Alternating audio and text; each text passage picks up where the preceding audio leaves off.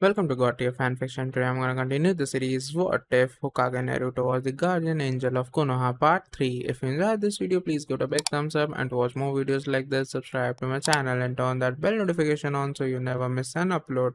Now wasting no more time, let's begin. Shikamaru opened the door to the Hokage's office, keeping all his documents neatly tucked under his arm. "Oh, Tamari, you've returned," he shouted, shocked to see his wife and her genin team standing in the middle of the room. "Shikamaru," Naruto murmured from his desk, as if this wasn't the finest of circumstances. Tamari spun back to face her husband and Shikamaru noticed that things were indeed not good from the pained, sorrowful look on her face. He looked at her three students, all of whom had similar expressions. Shikamaru sat in his normal seat beside the Hokage. "Okay, what happened?" "I failed," Tamari muttered, looking away. Shikamaru and Naruto looked at each other, neither one able to answer. "That's my mistake," Bolt said, stepping forward. "The sand ninja was talking about Himawari, so I hit back." "Want to explain?" Shikamaru said. Tamari placed her hand on her student's shoulder, and pushed him back. "We had opened the conference, with Lord Ebizo representing Hidden Sand." "Ebizo?" Naruto asked, rubbing his chin, trying to remember something. "Sounds familiar. Why?" "He's Lady Chiyo's brother who came on the mission to rescue Gaara with you," Tamari said. Naruto nodded in agreement. "Ah, that's right, go on, go on." "We had just started when the guards that had come with Lord Ebizo started yelling," Tamari said.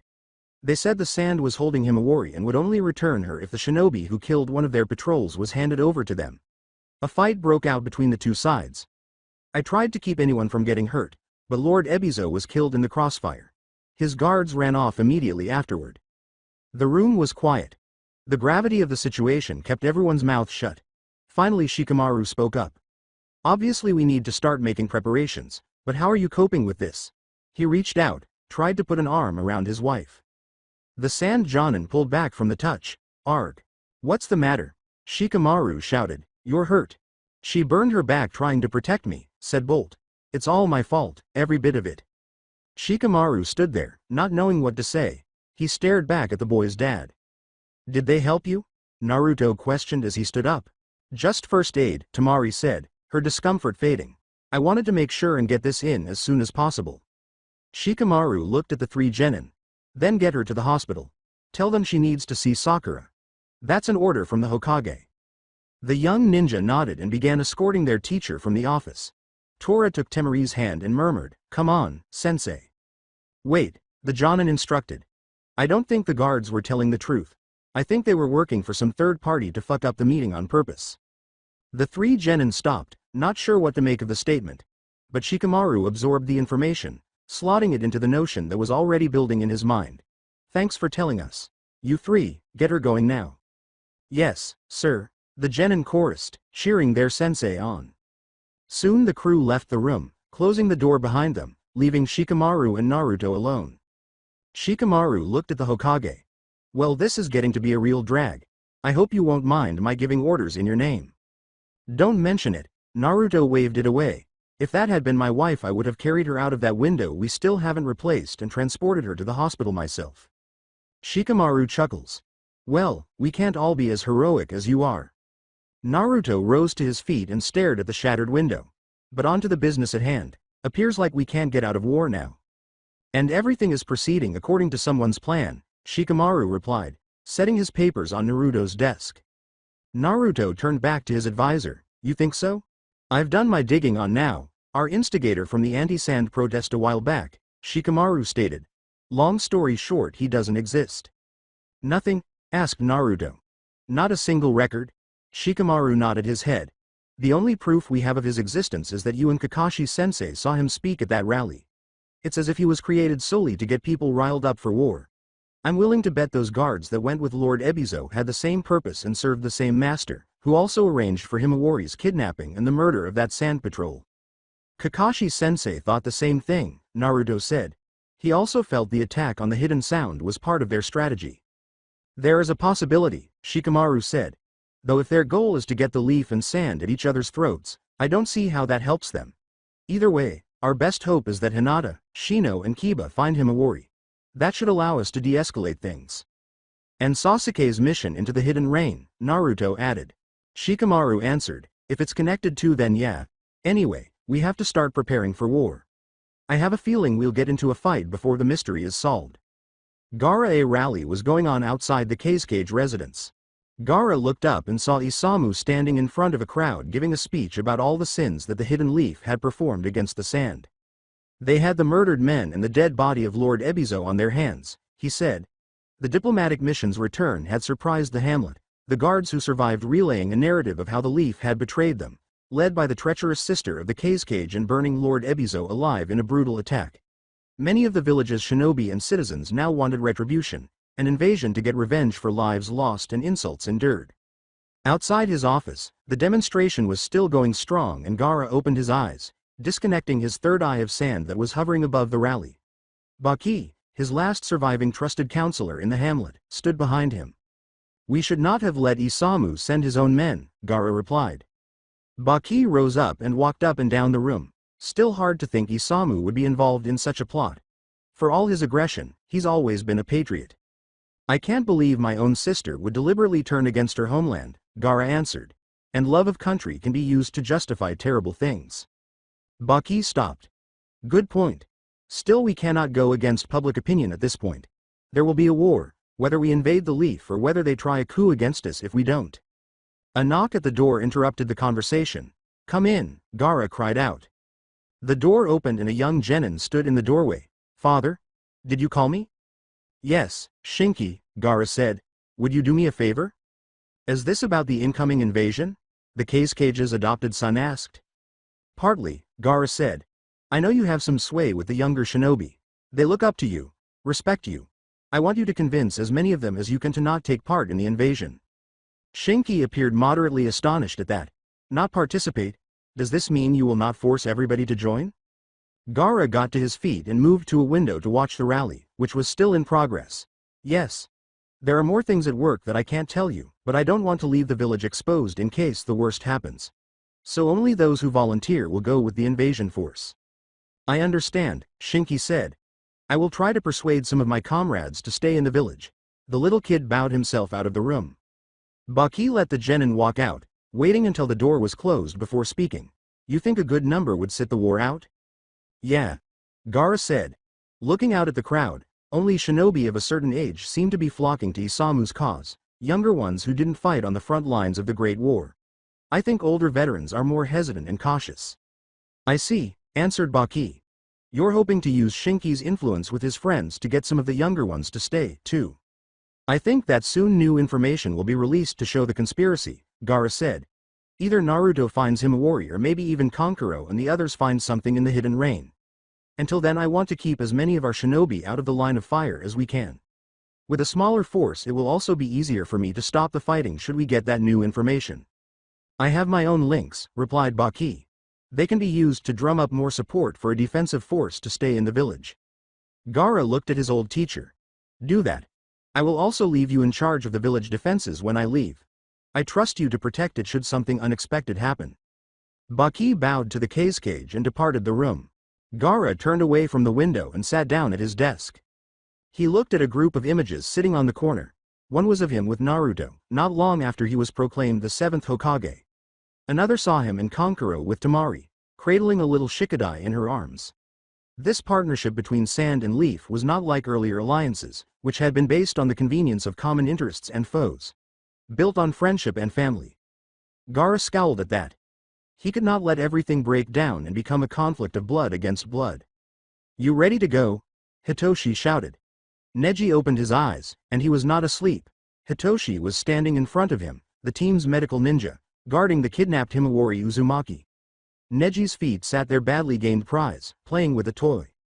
Where are we going, Uncle Neji? The young girl asked, staring up at the reanimated Hyuga. Hitoshi knelt next to Himawari and interrupted. We're just going for a little trip. Don't worry, you won't feel a thing. The medical ninja made a series of hand signs before tapping Himawari on her forehead, sending her to sleep with a simple genjutsu. You said something? Takeshi inquired, coming in from a side room. Are you ready to go? Hitoshi repeated the inquiry. Yeah, Takeshi said, tugging at the strap of his bag. Hitoshi nodded his pleasure as he put Himawari in a modified backpack in which he had cut holes for her arms, leg and head so that she could be carried easily by him from hideout to hideout. The medical ninja strapped the backpack of children on. We should be ready to go. You got a route for us? Takeshi inquired. Yeah, Hitoshi said. We should go through sparsely populated and little-traveled countryside. Follow me and I'll get you there. Takeshi grunted, seemingly displeased with something. I wish you would just tell me where we're going. I have told you, Hitoshi said, plainly frustrated. We don't want you or Neji to be able to tell anyone where we are if you get caught. Yeah, whatever, Takeshi said, as he walked away. Come on, let's hurry, Hitoshi remarked, passing his buddy, slapping him on the shoulder. Neji's body moved mechanically to follow them out of the hideout. The party made their way outdoors and began making their way without trouble, Hitoshi leading the way with Himawari on his back. Neji, the medical ninja, told Hitoshi to activate his Byakugan and scan the surrounding area for any potential witnesses.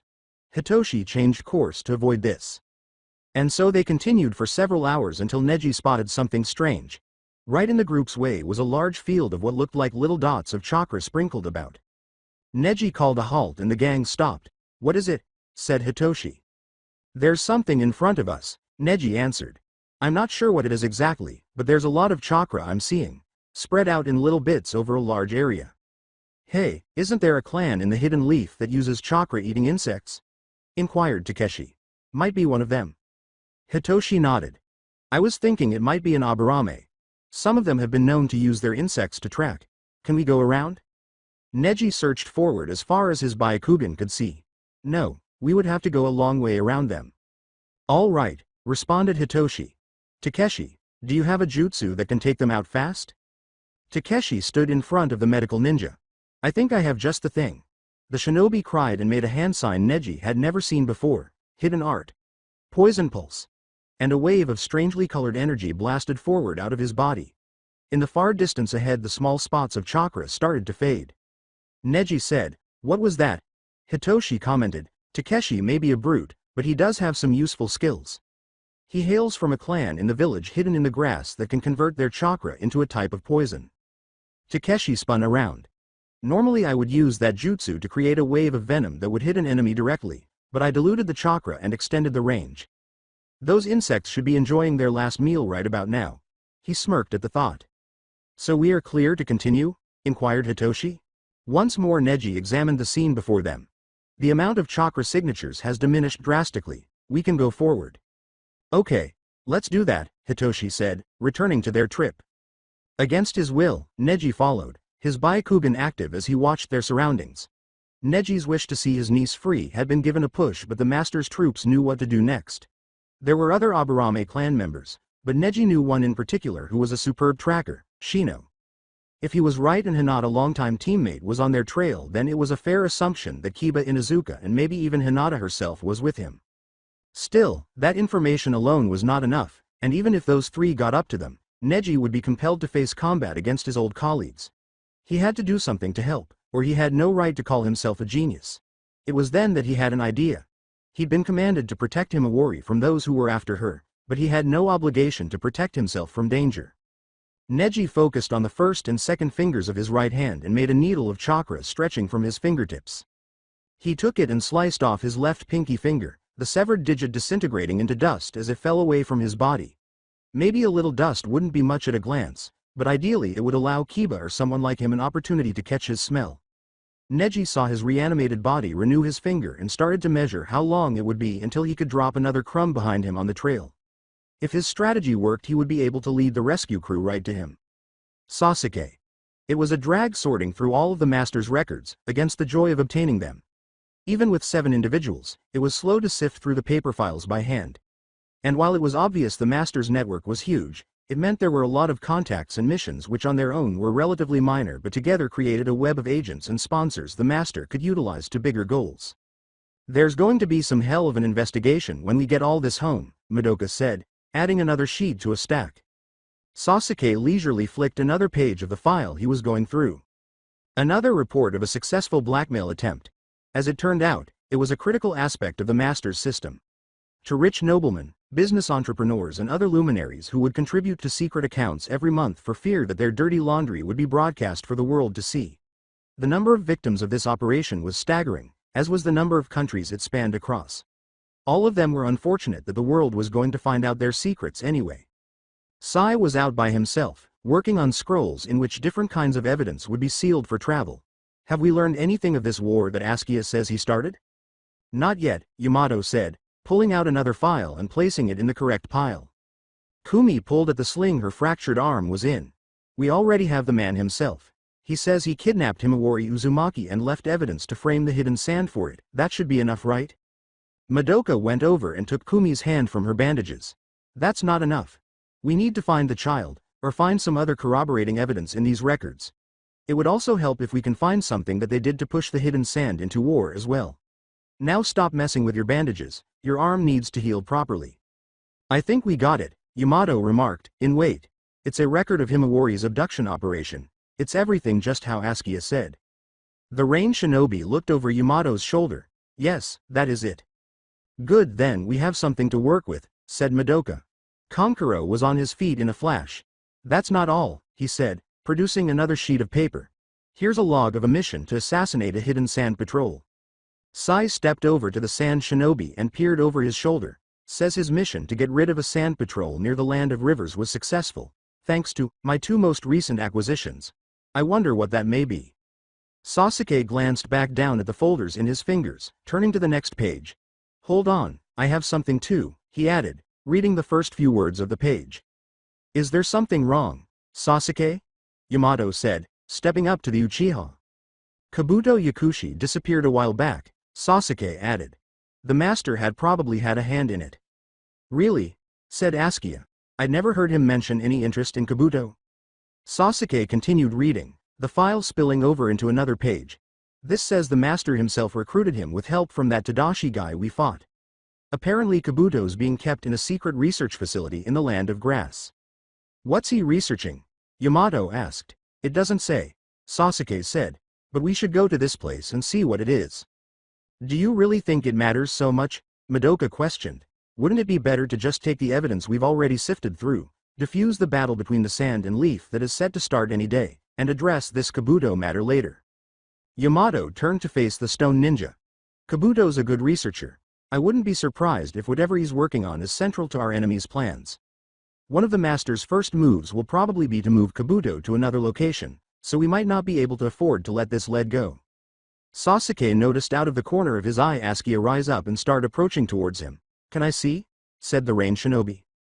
Sasuke passed the file to Askia. I think I know where this place might be, Askia remarked, reading the document. You know nothing of Kabuto, I thought, Yamato remarked. Sasuke gave the file back to Askia. I don't, but I know I've had missions to deliver materials to that facility, I'm sure of it. I was never allowed inside, but I think I can get us there. But there's a hitch, Sai put in. We haven't had any communication with the outside world since we came into the land of rain. For all we know the sand and leaf are on the verge of war and we're sitting on the sidelines with the keys to stop it. We can't travel too far out of our way. Give me a day, Askia said. Give me a day to get ready and I can get us all there with time to spare. Hinata stood on the edge of her team's campsite, looking around with the Byakugan. It was early morning, and she had just woken up a short time ago to find that Shino had already gone out to make his morning rounds. But Kiba was still asleep, snoring loudly in the tent. The snoring faded, replaced by the rustle of canvas as Kiba awoke and exited the tent. Ah, good morning, Hinata, Kiba yawned. Shino checking his bugs. Hinata turned back to her partner and deactivated her Byakugan. I think so. She gazed at the two dogs that were trailing behind Kiba. So these were the dogs you kept from Akamaru's litter? I'm still surprised you took two for yourself. Me too, said Kiba. But these two were just inseparable and I couldn't find anybody to take them both together, so I decided I would train them both. It's also the reason why I named them Sakin and Yukon. Hinata said again. Sakin and Yukon. Isn't that the name of some enemy we fought when we were genin? Yeah, Kiba said, stooping down to pat the two dogs. They had this really weird ability to fuse their bodies together and stuff. I guess when I see these two getting all chummy it reminds me of that. Their chat was interrupted again with Shino's arrival at the campsite. See anything good? Kiba inquired as he stood up. Shino nodded in assent. I think so. Shino gestured to his teammates to join him into the massive tent the three were sleeping in. Hinata and Kiba walked in to find Shino flattening out their map on the ground. I have my insects spread out over a wide area, looking for anything out of the ordinary, Shino said. Nothing has really struck my attention so far, but there is something unusual that I picked up this morning, or rather didn't pick up. What is that? Kiba said, taking a seat next to Shino. One of the Aburame members pointed to a part of the map. I haven't gotten a single thing out of this area. It's like all the bugs I sent in there just up and died. He traced a large section of land with his finger. I wonder if our enemy has a way of detecting and neutralizing my insects. If they do, it stands to reason they came through this area. Kiba looked at the portion of the map that Shino had pointed to. Maybe. It's still a big area to cover, we don't have a heading only from that. It's better than we had previously, Hinata commented. Let's go see if we can find any more evidence. That's not unreasonable, said Shino. We'd better get out of here and get over there as quickly as we can. Kiba said, right. Let's go then. With a new goal in front of them, the trio began taking down camp. They packed their provisions and were ready to travel in no time flat, headed to location where Shino's insects had disappeared with energy and drive to spare. It was a good way off, but expert trackers like them covered the territory faster than most. Hinata amazed at how quickly things were starting to seem like they did, even with the years that she'd been off of active service, the time since she, Shino, and Kiba had worked together. She couldn't help but enjoy being back in a part of life she thought she'd lost forever. But another part of her wanted to throw that life away again, and just spend the day at home with her two kids. Propel her. The yearning to get her family back together, her teammates too, she could feel. After several hours they reached the spot that Shino had pointed them to. This it? Kiba inquired, sniffing the foliage. Yes, said Shino from a tree branch. My insects had been killed, as I suspected. What was the reason? Hinata asked. Shino sprang down from the tree. Don't know. But it looks like they just dropped dead at first glance. Some kind of poison, but I don't know how it could take them all out so fast. Maybe our enemies thought an Aburame was after them. Hinata suggested. They could have conceived up counter-tactics against your insects. Probably, at this point, said Shino.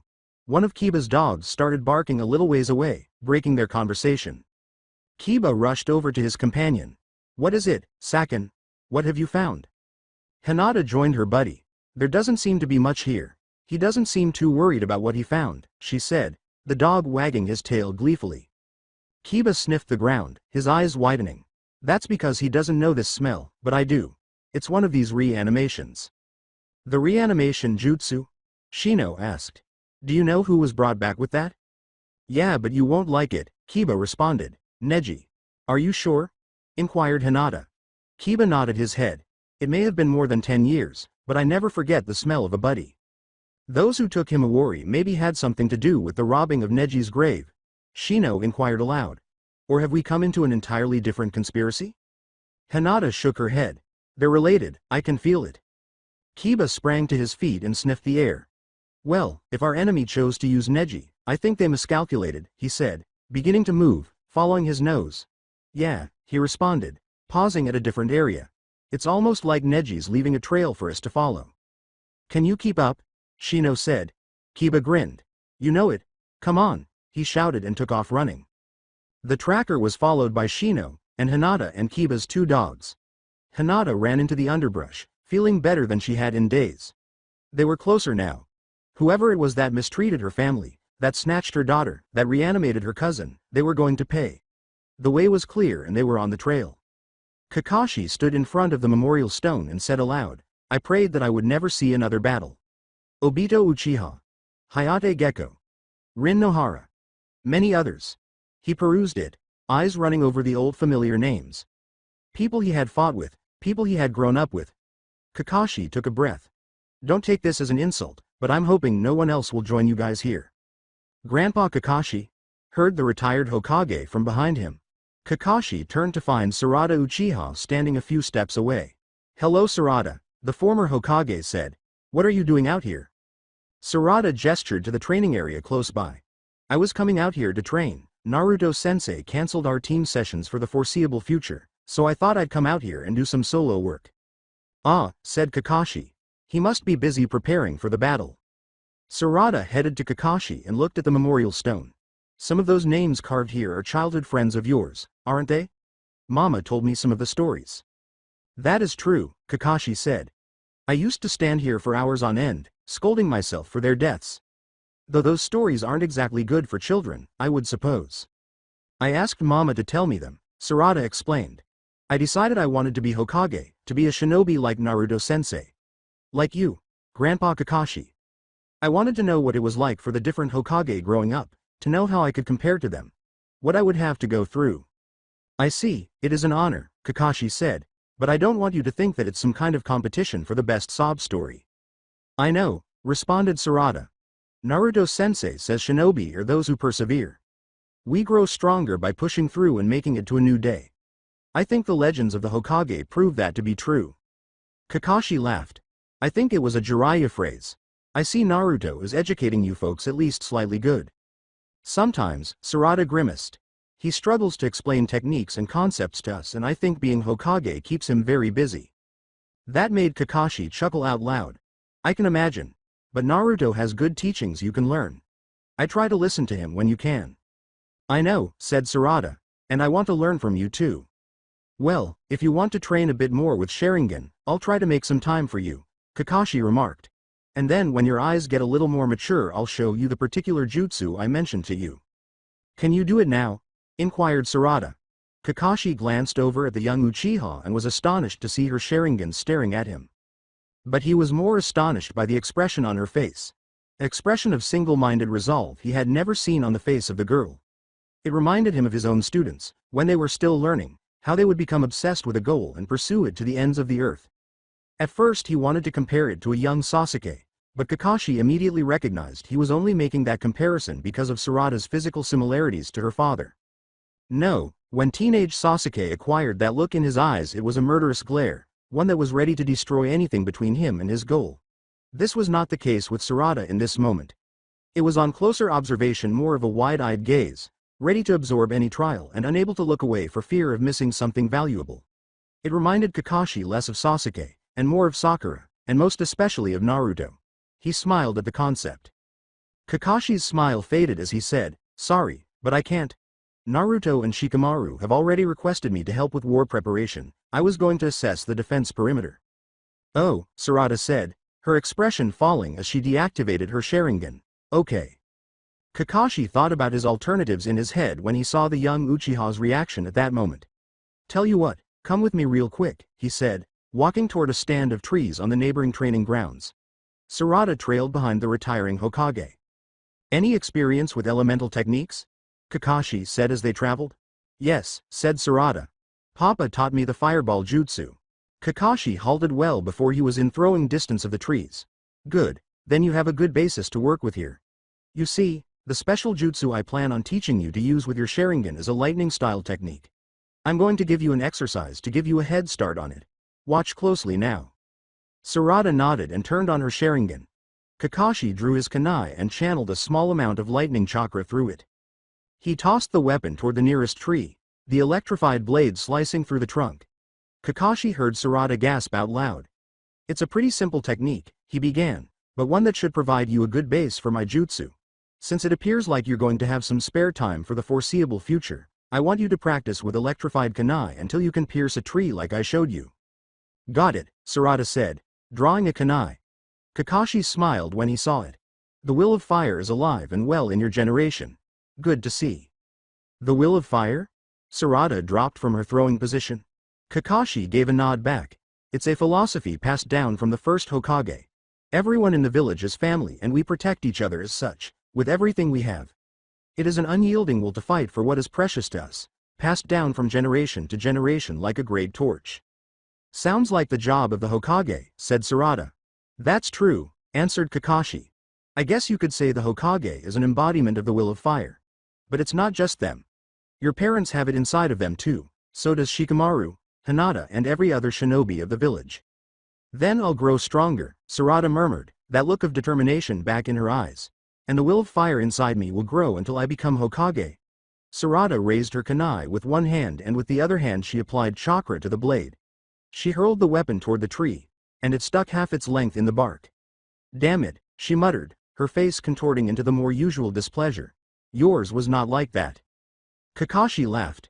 Just keep working on it, it'll take time. Now, if you'll excuse me, I really do need to be going. The sixth Hokage turned and started to walk away. Good luck, Sarada, he cried and waved.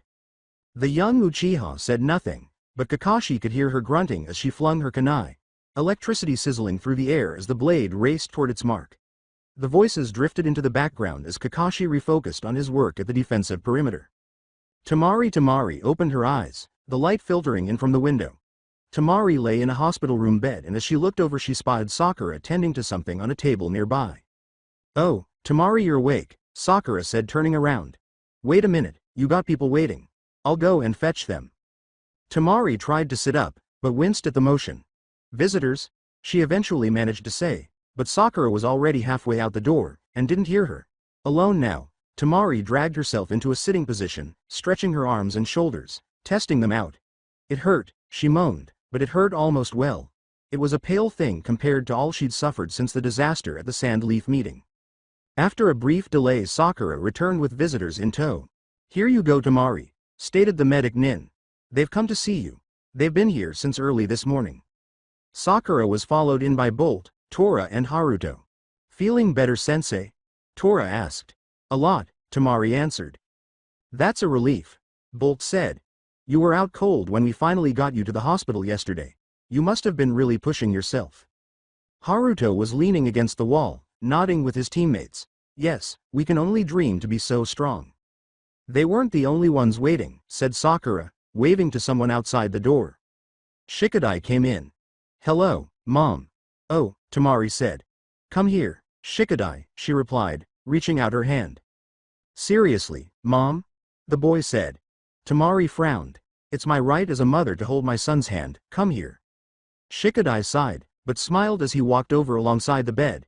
As he drew near, Tamari brought him into her embrace, kissed him on the forehead, and took his hand in hers, holding it delicately. "Sakura." A voice floated in from beyond the open door. "Anything I can do for your patient?" Sakura frowned and placed her hands on her hips. "No, Ino. Just get in here now, would you?" Okay, said the Yamanaka clan leader. "Come on," she urged, entering the room, her son Inojin following her. Tamari glanced at the two of them, astonished to see them. "Oh wow guys, you didn't have to come." Someone shouted from the corridor, but wait, there's more. Choji walked into the room with a basket of fruit in his hands. "Daddy," exclaimed Chocho, skipping behind her father. "Are you sure you should give fruit? Wouldn't something with more flavor, like chips or candy, be better?" Chocho, the head of the Akamichi clan, answered. "This is a hospital, people here need healthy, nutritious food to help them get back on their feet." He grinned and put the basket in Temari's lap. "That's a bit much, isn't it?" Karui said when she came in after her husband and daughter. She wasn't in serious condition or anything. Tamari took an apple out of the basket. "No, that's okay. It's a nice thought." Karui smiled. "Well, if you say so, but I'm pleased you're okay. We immigrants had to stick together." "Yeah, sure," Tamari said, thinking of her hometown. "You're going to be okay. Right, Aunt Tamari?" Chocho took the apple out of Tamari's palm and bit into it. "What?" Tamari said, eyes flicking between the apple and her now empty hand. "Oh, whatever," she responded finally, smiling and messing Chocho's hair. "Yeah, I'll be okay." "Mom," said Shikadai, tightening his grip on Temari's hands a little further. "Uncle Gara, Uncle Konkuro, are we going to have to fight them?" Tamari paused and studied the serious look on her son's face. "Not if I can help it," she answered at length. Chocho nibbled into the fruit again. "It's not that bad, right? I mean, Lord Seventh's on our side." "Gara's the cage, Chocho," Inojin remarked. "He's got to be strong as hell to get there." "It's not just that my uncles are strong," Shikadai said. "I have to assist safeguard the village, but I don't want to fight my family either." "Good to hear it," remarked a voice. Everyone looked at Shikamaru, who was standing by the door. "But don't you kids worry about that yet. We'll take care of everything." "Yeah, but for how much longer?" asked Shikadai. "Eventually we'll be grown up and we'll have to help out more, even if it's a drag. We need to get so much stronger, more than I ever truly realized, so we can keep everyone safe. I didn't know that until recently, with all that's been happening." Tamari looked around the room, at her students. Her son and his teammates. They all had the expression of quiet resolve on their faces. "Hala, Mom," Shikadai said. "Yes, son?" Tamari said. "Teach me some of your wind jutsu when you have the chance?" It was a surprise to everyone in the room that the notoriously lethargic Nara boy was asking for additional work. There was a startled hush for several moments. Gladly, Tamari eventually spoke. But why now? You hardly learned the Nara techniques, and whenever I tried to teach you mine, you always resisted. Yeah, Shikadai admitted. But like I said, we need to be stronger, and I don't want my parents to get themselves hurt protecting me. Not if I can stop it. He's right, you know, said Bolt. Hey Haruto, when we're done here we should go see if Grandpa and Aunt Hanabi will train us. Don't call Lord Hiyashi that, Haruto said, shaking his fist at the Uzumaki. But the Hyuga recovered swiftly. Yeah, we should, he said. Chocho stared up at Karui. Mom, you know lightning jutsu, right? I bet I can use that to make some supersized electric punches. Yeah, Karui said. All the parents in the room bore a look of amazement on their faces that she too bore. Hey, Mom, Inojin began, looking at Ino, I think I could use to study more of the Yamanaka jutsu. Ino gasped, pleased at her son's desire. Yes, she said, clutching Inojin. I can't wait to educate you more. Tamari looked across to Tora. The girl looked about the room, as if she did not know what to do with herself. Hey, Sakura, Tamari cried out. I received a question for you. Yeah? Sakura said, standing away from the group on the far side of the room. Medical ninjutsu and your super strength do take a lot of chakra control, don't they? Tamari said. Sakura inched closer to the gathering. Yeah, they do, actually. Why do you ask? Tamari grinned at Tora. There's a young kunoichi I know that has excellent chakra control. Would you take Tora under your wing? Teach her a few tricks? Sakura said, sure. If she wants that. Yes, Tora cried before anyone could ask her a question. I'll do it. It will make me stronger so I can be more useful to everyone. Okay, answered Sakura. I'm busy with preparations for war, but when I have the time, I'd be happy to let Tamari know. True, Ino said, pushing away from her son. Pretty soon we'll all be very busy. Shikamaru came up to Temari's bed and stood by their son. Yeah, it's a drag, but pretty much all the grown-ups here are vital parts of our battle strategy. But I promise, once we're through this mess we'll get right back to teaching you guys so you'll be ready when the next crisis happens. All of the genin looked like the wind had been knocked out of them. But at the same time, Tamari remarked, there was in them a quiet, patient resolve. Sakura clapped her hands, to draw everyone's attention. All right, I think that's enough visitors for now. Tamari is getting out today so she needs to get ready to go. Everyone started to leave the room and Tamari was left alone in her bed, except for Shikamaru. It was good to see Shikadai taking the initiative for once, Tamari said to her husband. Yeah, Shikamaru said. Reminds me of myself at that age. Eventually I began to understand that there were certain obligations I couldn't avoid and that doing the bare minimum wasn't going to be enough. I suppose they're all beginning to achieve similar realizations. Tamari nodded in agreement. The will of fire, that's what you call it? Yeah, Shikamaru said. Seems like it's getting stronger in the following general. Tamari put a palm over her heart. I think I feel it in me too. Forget about it, said Shikamaru. We will not ask you to attack your own people, and if things turn out as I expect, we will be able to avoid too much bloodshed. Tamari shook her head. Not that. I want to protect you, Shikadai, and everything else I love here in the Hidden Leaf. Just as I want to protect Gaara, Konkuro, and everything else I love in the Hidden Sand. I love both my homes, and I refuse to choose between one or the other. It's nice to be reminded of that, even on the eve of war. Askia sat on the cave floor with his eyes closed and built up his chakra.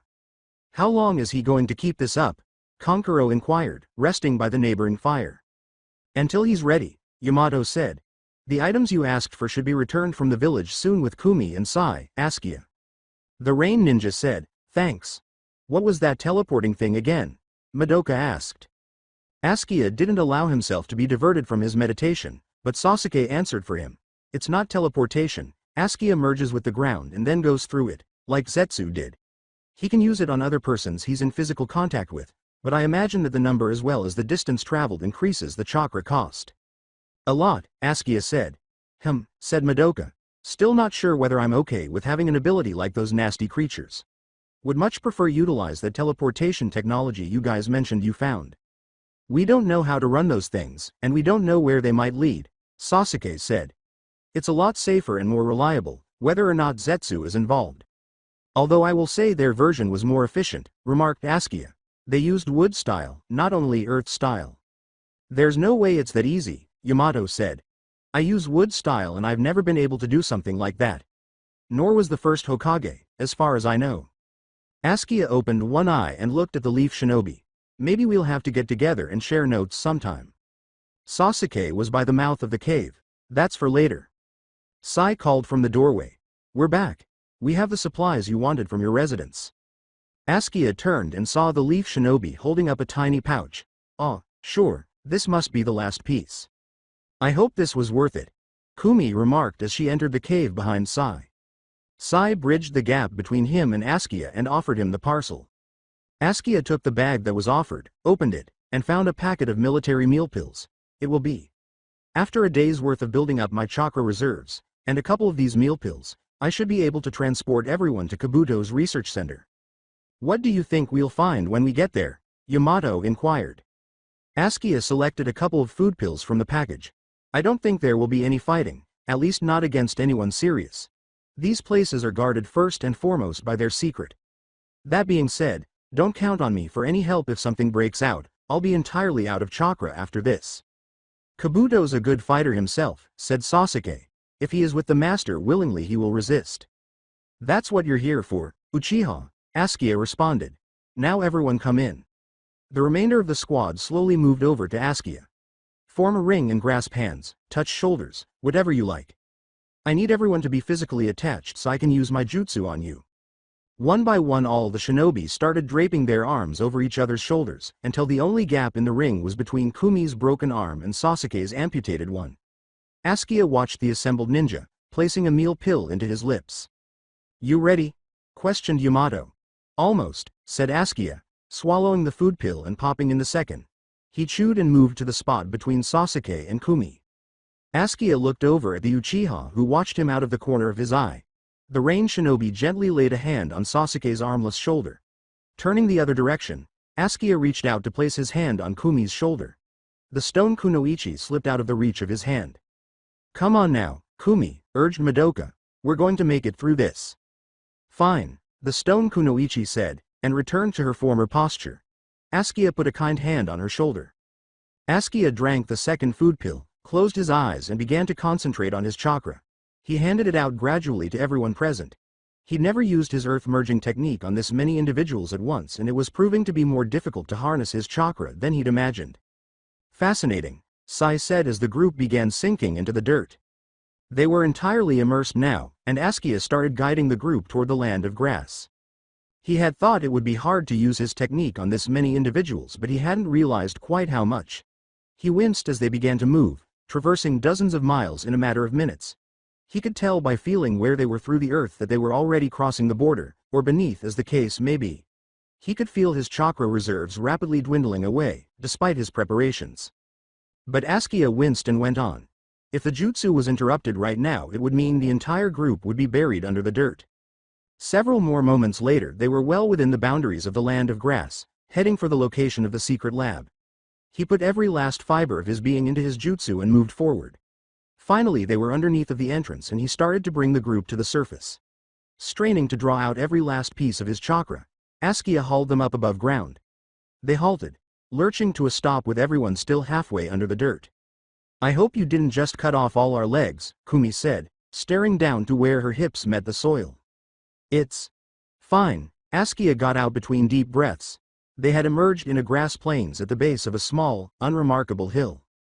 Yamato put his hand on the ground, and a stalk of wood shot out from his palm, cracking the dirt. He had room enough to extricate himself out of the dirt with his lower body intact.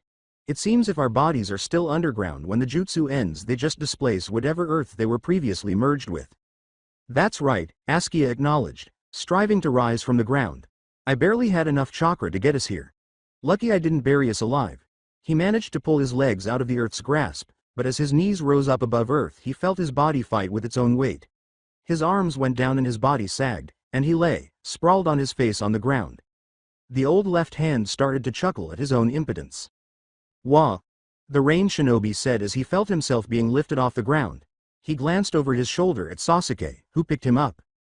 Are you sure this is the right place? Queried the Uchiha. I can't see with my Rinnegan or my Sharingan. I would hope so, Askia said. Not after all the time we spent designing a barrier that could fool even powerful visual abilities like those. Getting up on his feet, Askia made his way, stumbled really, to a nearby stone. He raised it, showing a chakra vessel. He tried to channel some of his own energy into it, putting his palm on the surface, but he couldn't even muster that much strength. Again Askia laughed at his own weakness. I'm sorry, I don't think I have the strength to turn a key. Sasuke, would you mind taking care of this for me? Sasuke walked over and put his hand over the receptacle and sent a burst of his chakra into it. A tremendous groan went forth as the dirt beside the receptacle started to move and lift, revealing a secret passage beneath the hill. Sasuke was in front of it. Wait, warned Askia. There's a caregiver that comes out here. The door opened and there stood a middle-aged man in a kimono. What is it? Asked the man. I wasn't expecting a shipment too. Sasuke cut the man off in mid-sentence. He activated his Sharingan, and looked the caregiver in the eye. The man was caught in a genjutsu and fell over. No surprise you'd be so efficient, Sasuke, Yamato replied, stepping closer to the entryway. Sai, Kumi, Kankuro, restrain our caretaker and make sure we aren't disturbed by any unwanted guests. Sasuke, Askia, Madoka, you're with me. Sai nodded, pulling out his scroll to draw out ties for their new prisoner while Yamato led the rest of the members of the gang inside the underground compound. They traveled a little way along the entrance door, leading to a vast chamber. Definitely a research lab, said Yamato. Reminds me of some of Orochimaru's facilities. Sasuke gazed about, surveying the vast array of lab equipment that sat around the room. Well, Kabuto was a student of Orochimaru's, so that makes sense. Askia started going around the room, looking for side doors. He went through a few storage areas first, but the third door on the back wall led to something unusual. Guys, I think I found him, Askia called. Sasuke walked over to the rain shinobi and joined them. That's him, okay. Sasuke moved closer to the man sitting in the midst of a room with nothing else. He looks like he's under a genjutsu, the Uchiha said as he approached. Askia came closer, seeing Kabuto staring blankly into nothingness. I suppose he's not here of his own free will, then. It looks that way, Yamato said, walking over to stand next to Askia and Sasuke. The Leaf Anbu commander put a hand on Kabuto's shoulder and cried, "Release," and injected his chakra into Kabuto, breaking the genjutsu.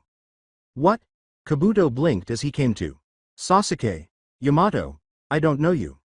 I don't think we've met before, said Askia, but you might have known somebody I used to work for. Do you remember how you got here? Kabuto clutched his head as if it hurt. I don't. No, I remember someone coming up to me as I was going into the land of rain and then.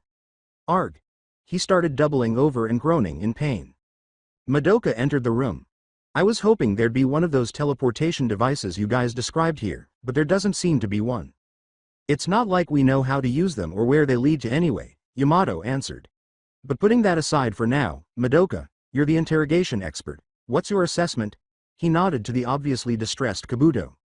He's had a memory block put on him, looks like, the stone shinobi said. Yamato said, Sasuke, can you use your Sharingan to take it off? The Uchiha said, I could. I don't have a lot of experience with it, though. Madoka knelt before Kabuto. Then don't worry about it. Memory blocks might wind up killing the mind if you aren't careful when you're removing them, especially if there are several ones. I have experience with it, so let me have a look. Go ahead then, Yamato responded. Madoka bowed and laid his palm on Kabuto's head. Whoa, this guy's got a total maze going on in his head, he muttered, closing his eyes and starting to pump chakra through Kabuto's cranium. Some of this goes back years and years ago, but there's definitely a lot of recent work to manipulate his brain. Most of the last few months have been erased from his memory. Can you fix him? Askia inquired. Madoka shook his head. Not at this time. With this, he'd need weeks, if not months, with an expert to get this all sorted out. That's not time we've got now, said Yamato. Better we have him than not. If that's the case, we should get to the hidden leaf ASAP, Sasuke stated. Yamato nodded. I agree. Sasuke, you and Kankuro get the records we found on the Sandleaf conflict to the village. Have Sai fly you there. I can go with my Susanoo, said the Uchiha. No, Yamato said. If there's a disagreement coming, we could need you at full capacity to fix it fast. I want you to hold your chakra just in case. I don't think that's going to be needed if Naruto's at the village, Sasuke remarked. Still, it's not an unreasonable request. The Uchiha turned and walked out the door. As things appeared to calm down, Askia leaned back against the wall. I wish I could do more, he muttered to Yamato as the leaf shinobi walked up to them. Yamato said, obviously, you've pushed yourself too much to bring us here. I think there's going to be a big payoff for that. Maybe, Askia responded. But I was so deep into it, I don't know that there's much I can do to redeem myself fully. And I fear that events may already have gotten away from us. Gaara floating above a tremendous flow of people. Gaara stood on his sand. He was reminded, despite himself, of the Fourth Shinobi World War. But at the time, all of the great nations had come together against a terrible threat to them all. This time they were at war with each other. It was a prospect the Kazekage could not believe he was having to consider, but here he was, crossing the border into the land of fire with an army. But that wasn't his army, and Isamu was the one who had set it up, and was leading from the front. He got the force ready to go so fast, Gaara couldn't help but wonder how long the council member had been prepping for this. The Kazekage came along, a figurehead that the soldiers below might follow. But his purpose was more than that. He needed to end the slaughter at the earliest moment, before it got so far along that peace would be unsalvageable. Thankfully, Gaara's efforts to leverage Shinki and Baki's influence had worked well, and the volunteer combat force was less than it might otherwise have been. The army that marched below was made up of about 50% of the Hidden Sands active shinobi, excluding those assigned permanently to defensive duty. That said, Isamu had shocked Gaara by revealing a number of new weaponry he had designed, the crowning glory being chakra cannons based on concepts the Hidden Cloud had devised. They were far more powerful than any who had come before them and once again suggested the far more likely idea that Isamu had been preparing for this conflict for years before anyone else in the hamlet had even thought of it. Gaara waited, watched the enormous procession of shinobi below and looked for the opportunity to halt them before it was too late. There was nothing more he could do now, and that thought bothered him. He knew his time was short. They had been at their new location for more than a day, and Neji had spent a long time, which he had a lot of since he didn't sleep, eat, or do anything else of that nature, trying to figure out how he could break out of the master's control and help in the rescue of Himawari. Other than slicing off his own fingers in an attempt to leave a trail for trackers to follow, he had found precious little. Hitoshi's safety procedures limited and controlled his actions with the reanimation jutsu, and many facts were kept hidden from Neji. Hitoshi retained all that knowledge in his head, whether it was the number of hideouts they were going to rotate through or the paths they would take to get there, and how long they were to stay at each, and it stayed there and only there, until the last possible moment. At this moment it appeared like Neji's only hope was that someone would be able to find the trail he had left in their wake.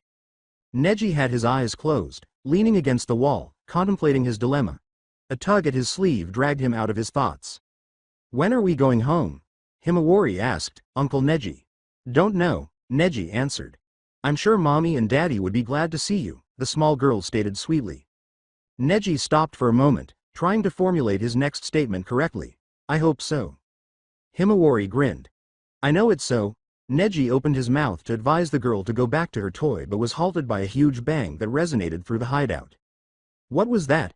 Takeshi said, coming out of a side room. "I dunno," Neji answered. From another part, Hitoshi came over. "Anyone trying to get in the door?" "That shouldn't be feasible, right?"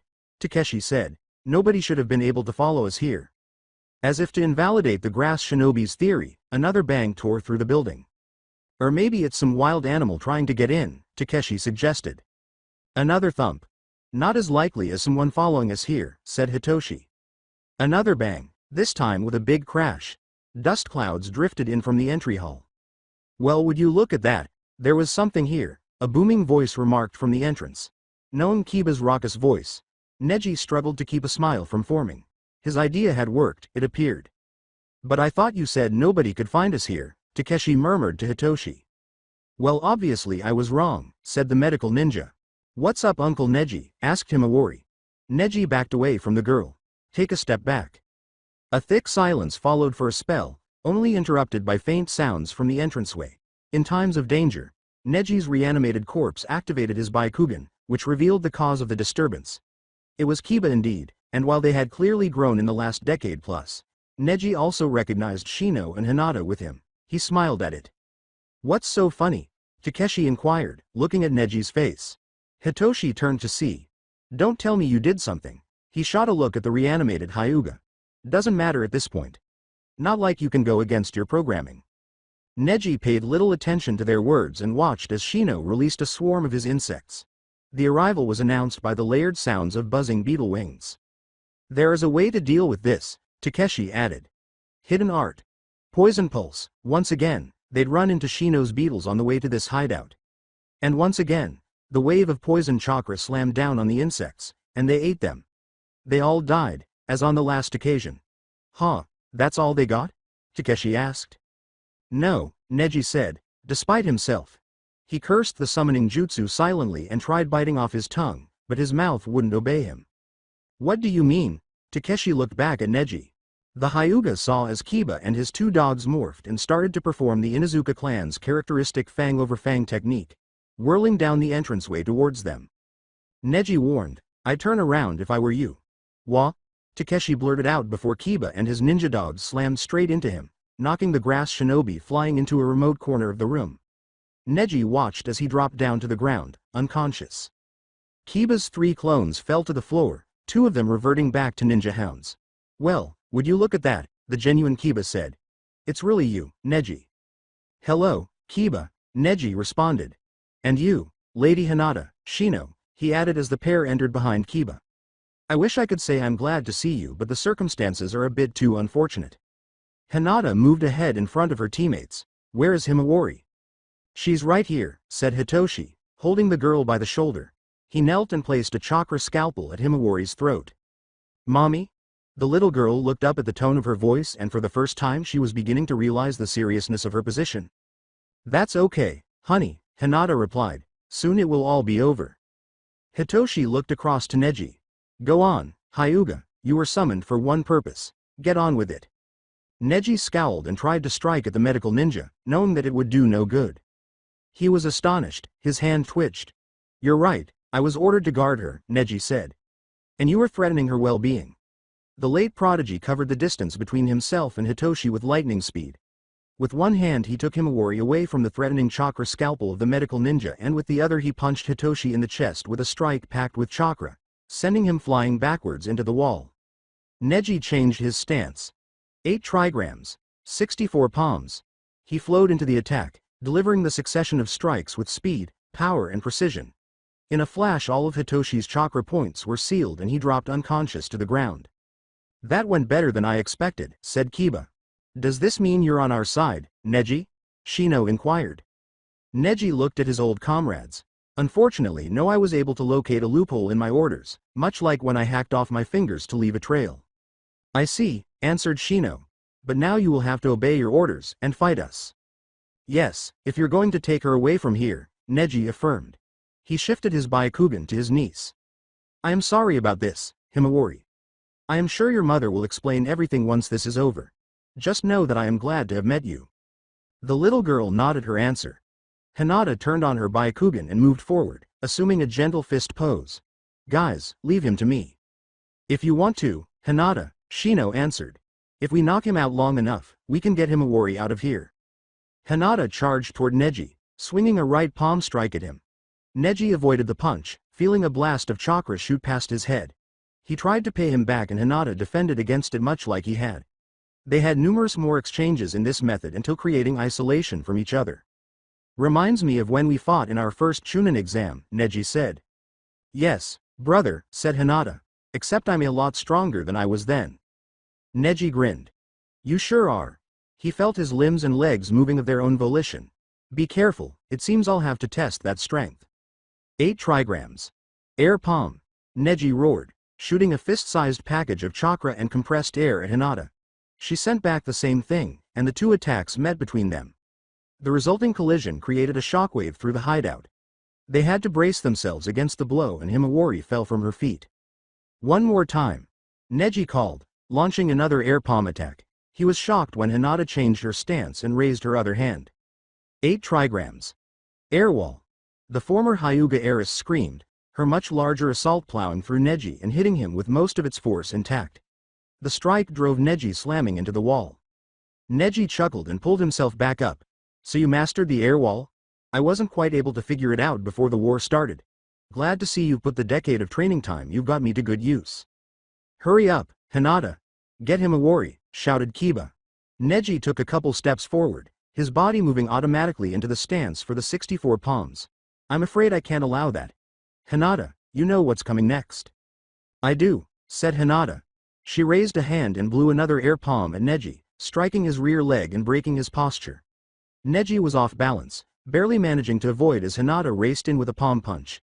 He was now on the back foot, and there was nothing he could do but back up against the wall as Hinata chased him down with a series of rapid and strong attacks.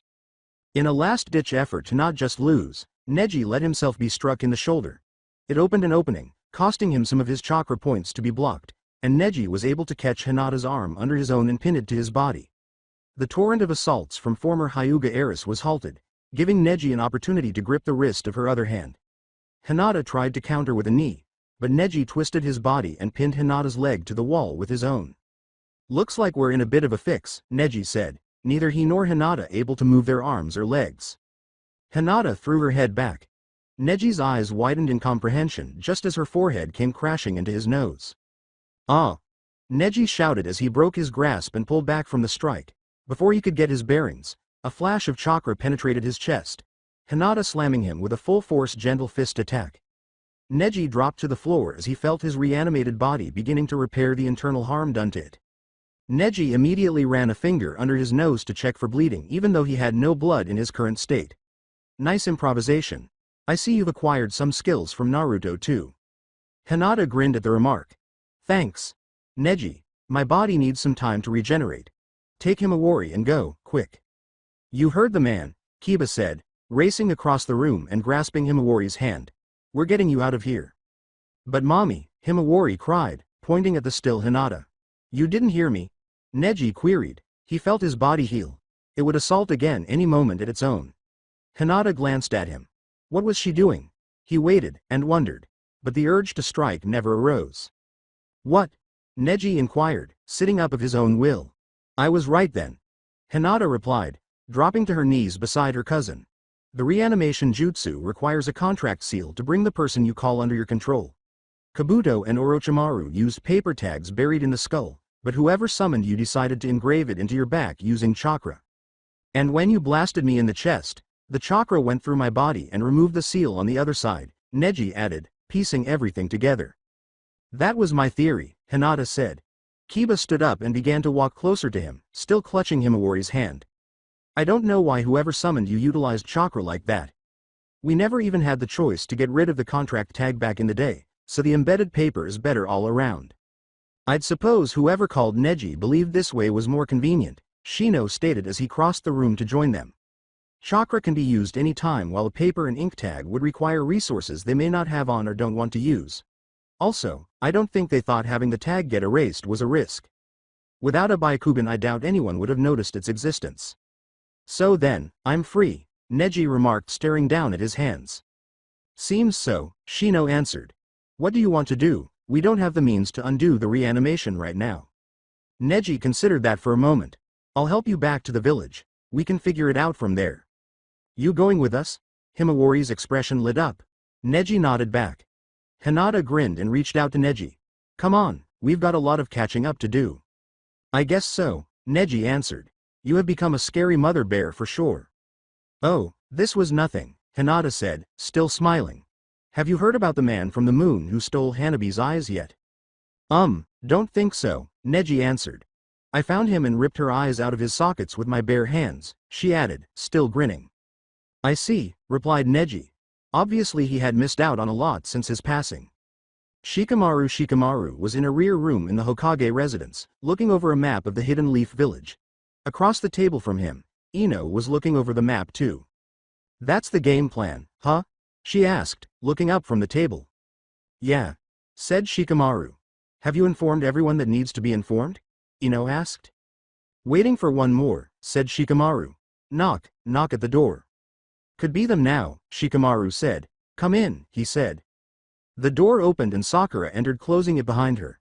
"Sorry if I'm late, just finished doing inventory of our medical supplies." "It's okay," Shikamaru responded. "Are Naruto and Kakashi-sensei here?" Sakura inquired. Shikamaru shook his head. "No, they're busy finishing preparations at the village walls. No need to worry about them, they'll do their bit. Look at the map, it has all our positions and all our defensive lines." Sakura nodded and walked over to the table, studying the map for a few moments. Okay, I get it, but where do I fit in? I don't see a place for me here." "Oh, yeah, sorry," said Shikamaru. "I couldn't figure out how to display your role on the map." I want you to summon Katsuyu and have it keep the frontline warriors healthy. Should be simple enough for me, Sakura said. I do have one question however. Go on, said Shikamaru. Wouldn't it be better for me to be on the front lines too? Suggested the world's greatest medical ninja.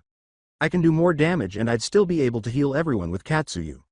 Really, this plan strikes me as being very defensive. You don't have any one of myself, Naruto or Kakashi-sensei on the front line and you're very focused on protecting the village gates.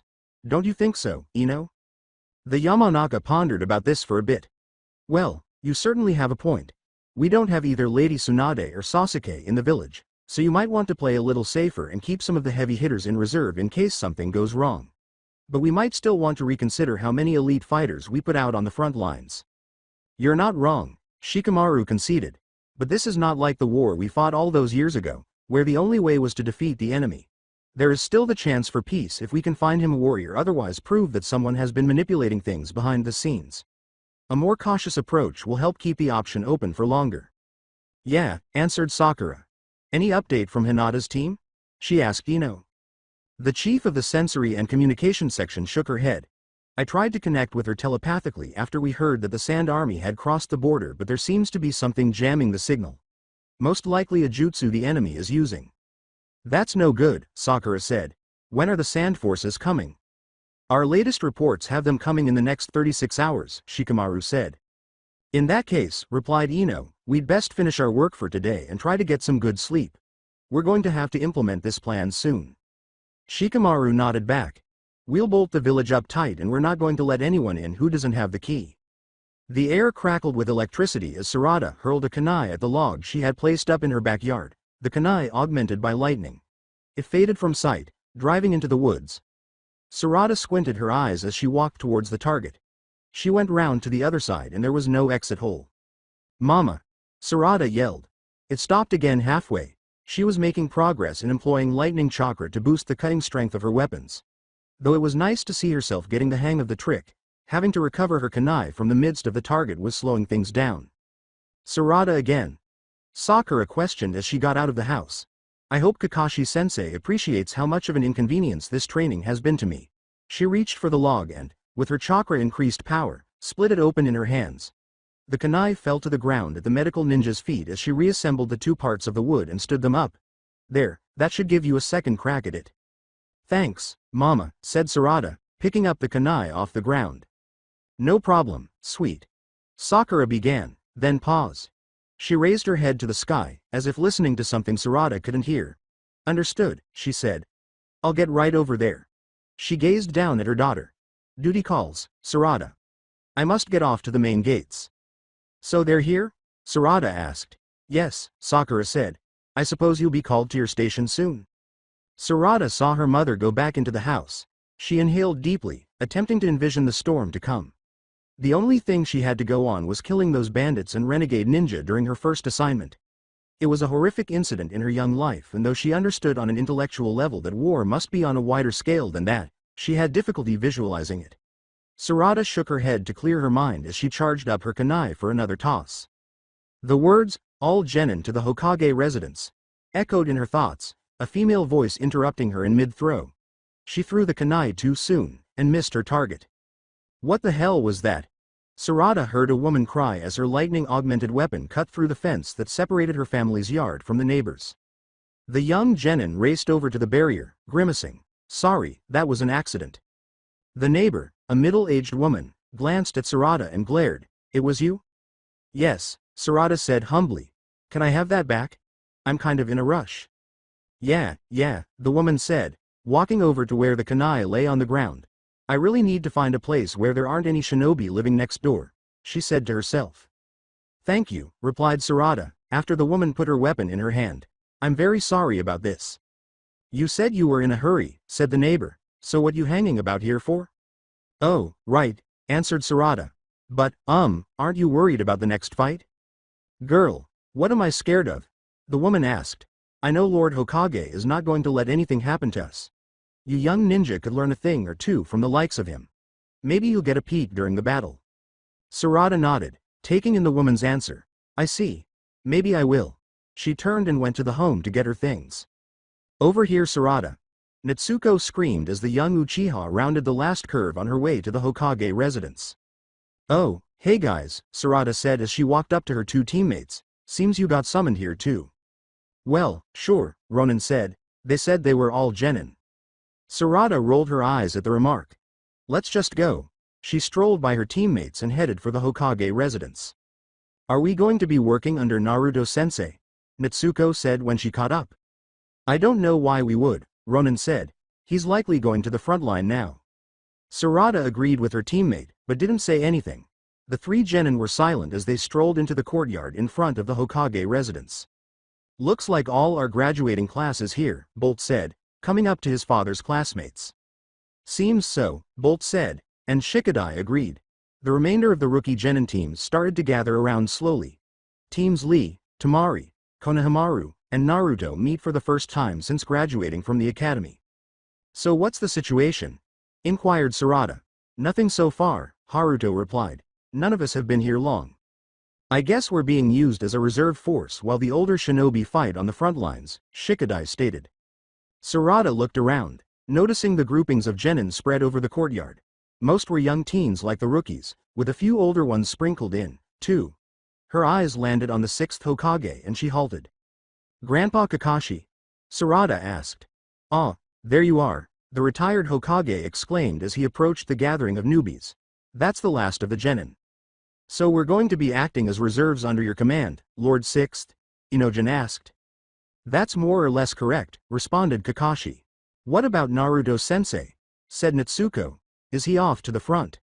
Kakashi looked up at the sky. "Oh, yes, he has. That wouldn't quite do." Sarada followed Kakashi's gaze, and saw the figure rise up into the sky. "Is that Naruto-sensei?" "Dad?" Bolt looked up.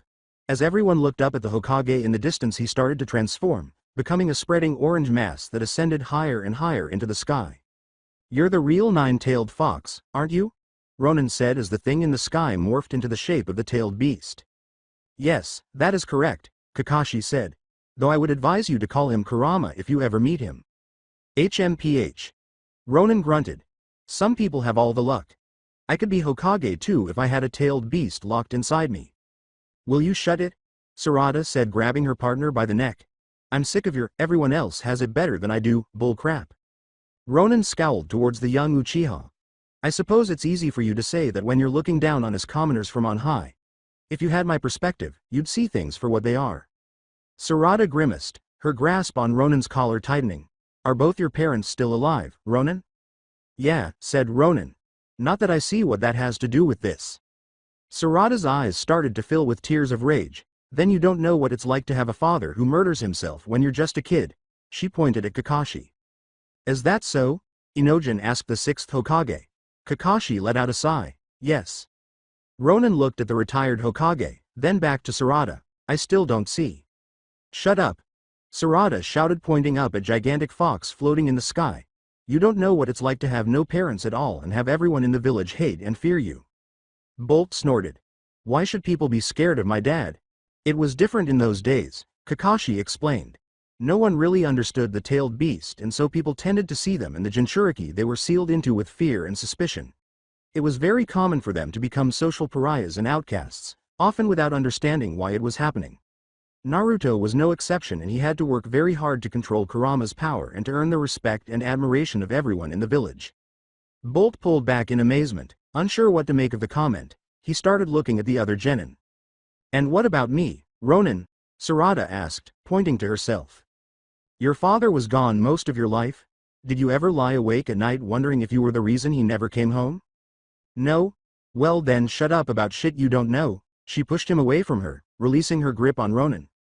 "We don't get strong by being from a famous clan or having a Kekai Genkai, we get strong by facing life's challenges and overcoming them. That's what Naruto-sensei has been trying to tell you, but you've had your head so far up your ass that you can't hear. So instead of whining about what people have that you don't, maybe you should look at the challenges they're facing and overcome a few of your own while you're at it." The genin became distracted by a huge flare of light piercing the sky. Looking up, they all saw Kurama stretching its tails out towards the perimeter of the village. He started releasing massive amounts of chakra, which condensed into a shell of orange energy enclosing and fully protecting the hamlet. "What's that?" Haruto questioned. Just a little something that Kurama, Naruto and I thought of, Kakashi replied. We put special seals on the defense wall surrounding the village. They act as receptacles for Kurama's chakra, and with that, he and Naruto can create a shield to protect the village from outside attack. Bolt looked up at the enormous chakra shield above. I don't believe it. Kakashi looked over the assemblage of genin before him, his eyes flickering from one to another. Okay, he responded with a groan. Looks like you kids need some more context. Come on. He started to walk into the Hokage residence, beckoning the rookies to join him. All the genin stared back to Kakashi, bewildered, then looked at each other. The first one to step forward was Sarada. Come on, guys, she said. I bet this will be important. I think so too, Shikadai remarked, coming over to Sarada's side, who was startled to see the sluggish Nara lad take any type of initiative at all. Bolt stood up and joined them, and one by one all the rookies began following after Kakashi. Where Ronin stood there was just one left in a moment. By the way, I think Sarada's right, Natsuko said to the youngster as she passed him. Shinobi are the ones that survive, and I think that's the coolest thing in the whole world. Ronin grumbled in reply before joining the rest of the group. Sarada looked up as he caught up and saw enormous bolts of chakra hitting into the outside of the shield. The war had started out there somewhere. The 12 genin followed Kakashi, dodging messengers and runners carrying communiques and supplies to wherever they were required. The retired Hokage finally took them to a door, opened it and revealed a room full of screens that lined the wall. There were a bunch of technicians grouped around watching the tech. In the center of the room a chair whirled around to reveal Shikamaru, and Ino standing by him. What are you doing here, Kakashi-sensei? Shikamaru said. No place for a group of rookies. Okay, Kakashi said. I think these promising young genin would find the experience here to be worthwhile. After all, they won't be in any danger. Shikamaru gave a sigh in reply. Very well, you are still Hokage, so I guess this goes over my head. I'm glad you think like me, Kakashi remarked smiling. Whatever, Shikamaru replied, whirling back around to the monitors. Ino, he said, and the leader of the Yamanaka clan put her hand with the palm on top of Shikamaru's head. What is that? Bolt asked. It must be a part of my clan's telepathy technique, Inojin replied. Can you do that? Chocho asked her teammate. Inojin shook his head. No, I'm not quite as good as Mom. Sakura, are you ready? Shikamaru called out. Go ahead then, he urged, but there was no audible response to what he said. Out of the corner of her eye, Sarada saw a puff of smoke appear on one of the monitors. What is that? It looks like it's at the main gate. Ronin said. Looks like this is a command center. They've got monitors so they can watch what's going on, and then they can telepathically send out commands from here. Sarada was looking at the monitor with the cloud of smoke on it. The obscuring gas cleared to reveal a large slug that broke into dozens of smaller clones that crept their way to the squads of shinobi that were lined up before it. A slug? Chocho asked. That sounds like, I don't know, filthy and pointless. Kakashi chuckled. Don't knock it just yet. That's Lady Katsuyu, the personal summoning of the 5th Hokage, Lady Tsunade, and Sakura there, she was her student. She's quite useful, I assure you, and Sakura is going to use her to be sure all those shinobi stay healed during the battle. Huh, summoning Lady Sakura, Tora said. Wait, Natsuko said. Healing? Yes, Kakashi said. Sakura and Lady Tsunade are both very skilled medical ninja. Between them they have saved countless lives over the years. Nice, said Natsuko, brightening. Naruto, Shikamaru said. Can you open the shield near the main gate? This time, everyone else there heard no response, but the monitors watching the main gate showed a section of Naruto and Kurama's shield vanishing in front of it. Shikamaru looked at the TV.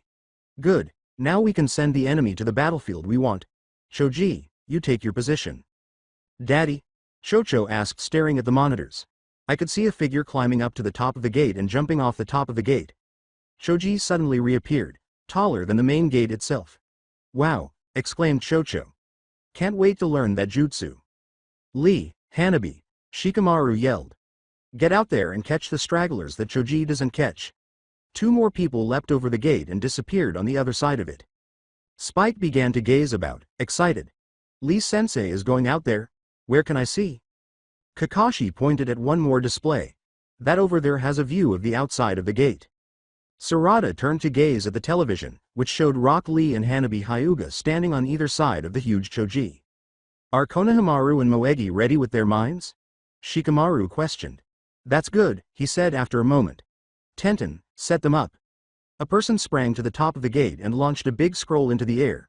It launched a large number of clay canisters hooked to spikes that shot out into the area in front of Choji, Hanabi and Lee and drove themselves into the ground.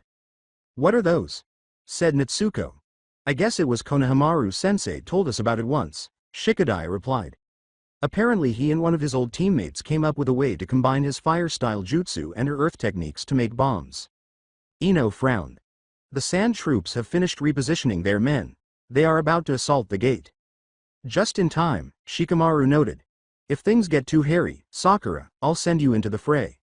The monitor showed a swarm of sand shinobi charging the gates. They stopped as they approached the minefield, obviously wary of the explosive traps. But someone at the back of the formation began yelling and throwing his arms into the air. Those in the front proceeded to gently step through the minefield. Many were not attentive enough, and some of the mines went off, blowing everybody nearby back and inflicting them with serious burns. It's just like that mission we went on, Natsuko added. Except there are a lot more people out there who could die, Ronin continued. What remained of the enemy group made their way out of the minefield only to run into the fists of Choji, who struck the ground and created shockwaves that sent large numbers of sand ninja flying into the air. What few that were able to make it through that were quickly dispatched by Lee and Hanabi. Another wave of enemies came charging from the hidden sand lines, running into the mines that the first group had not detonated and starting the process over again. Shikamaru leaned back in his seat, breaking his connection with Ino.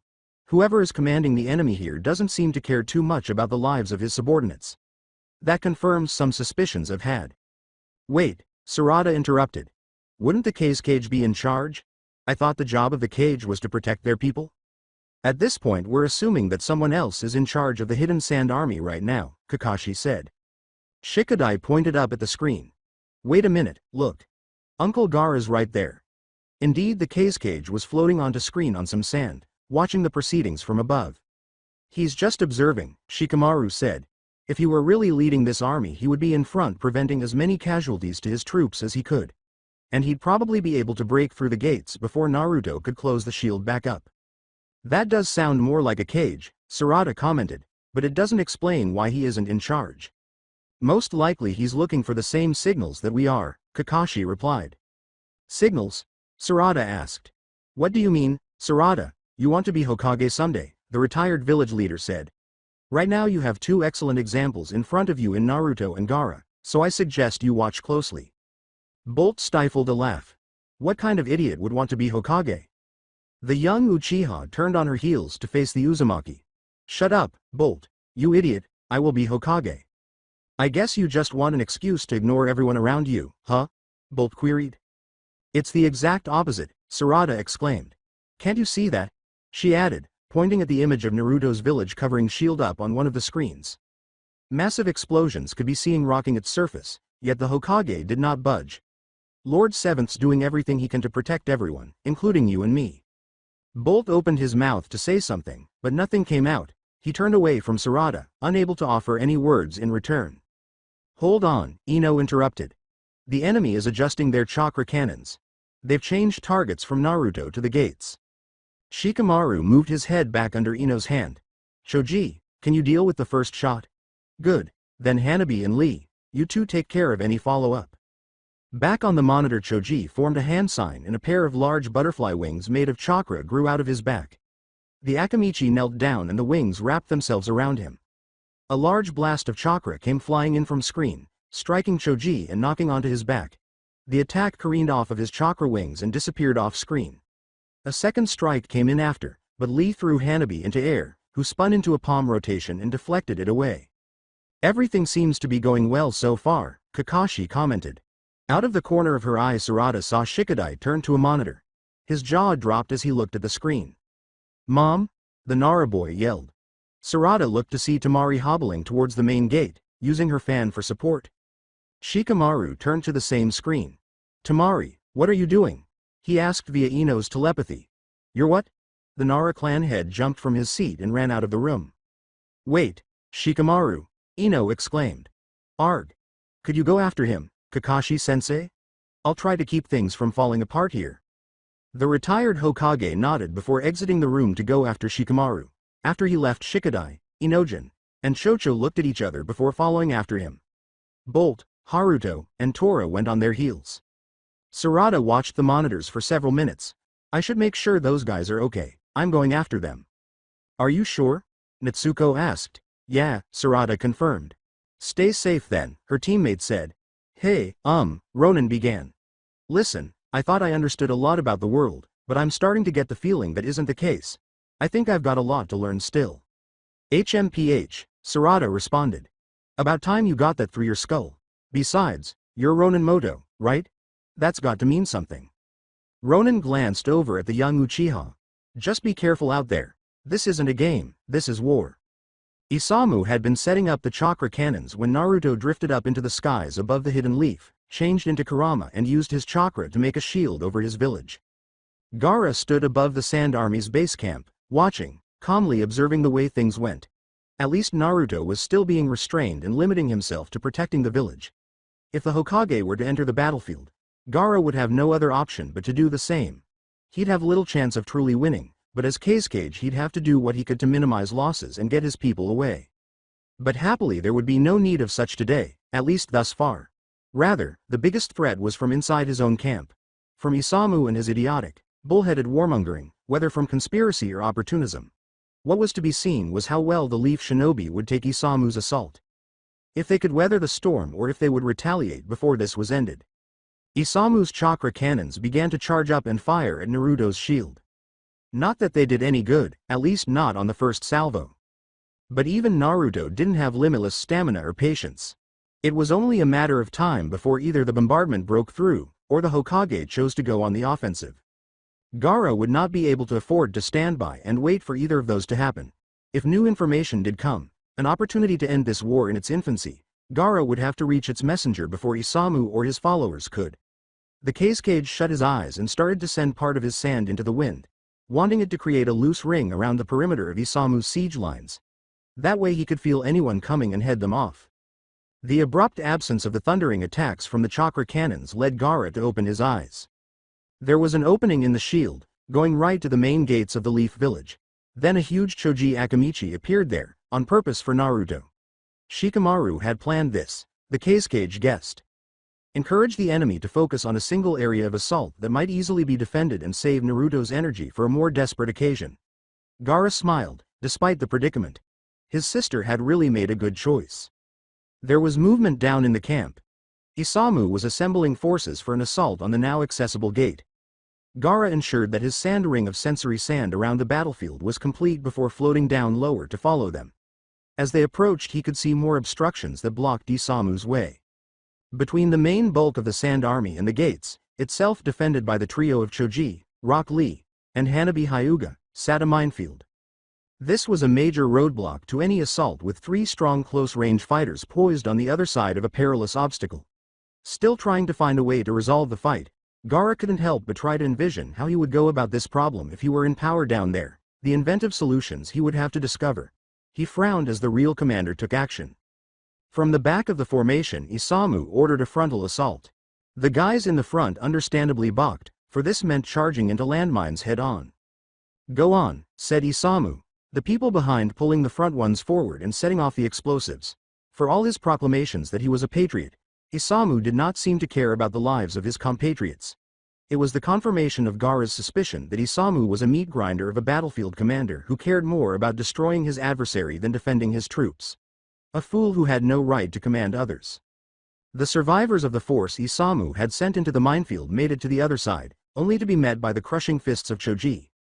Those who did survive were swiftly taken care of by Lee and Hanabi.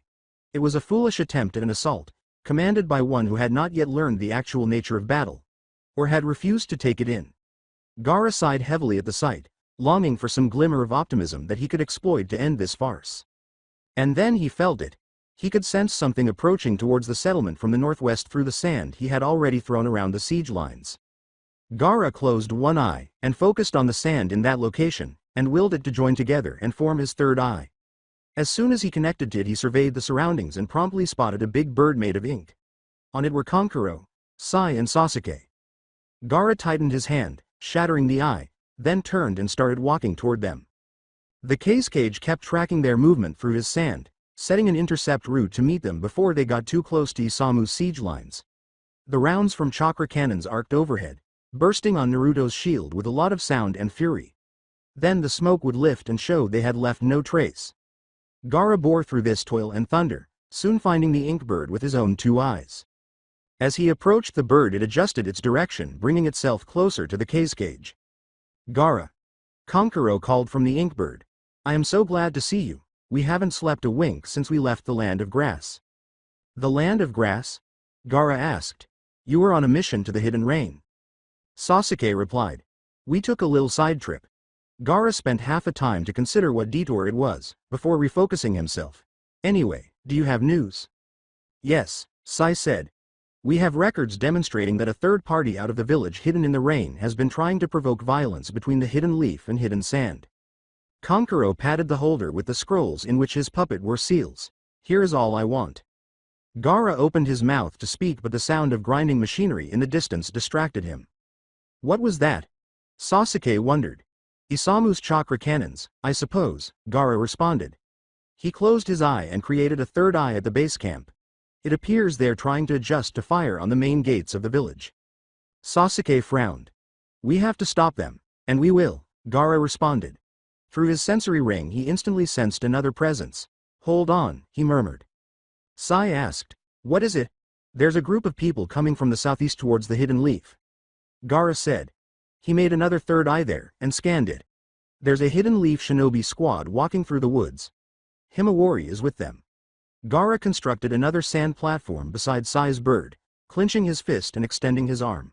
Sasuke, Kankuro, you come with me to the main gates. Sai, you go get our pals. Sounds good, Kankuro said, jumping onto Gaara's new platform. Sasuke did the same in silence.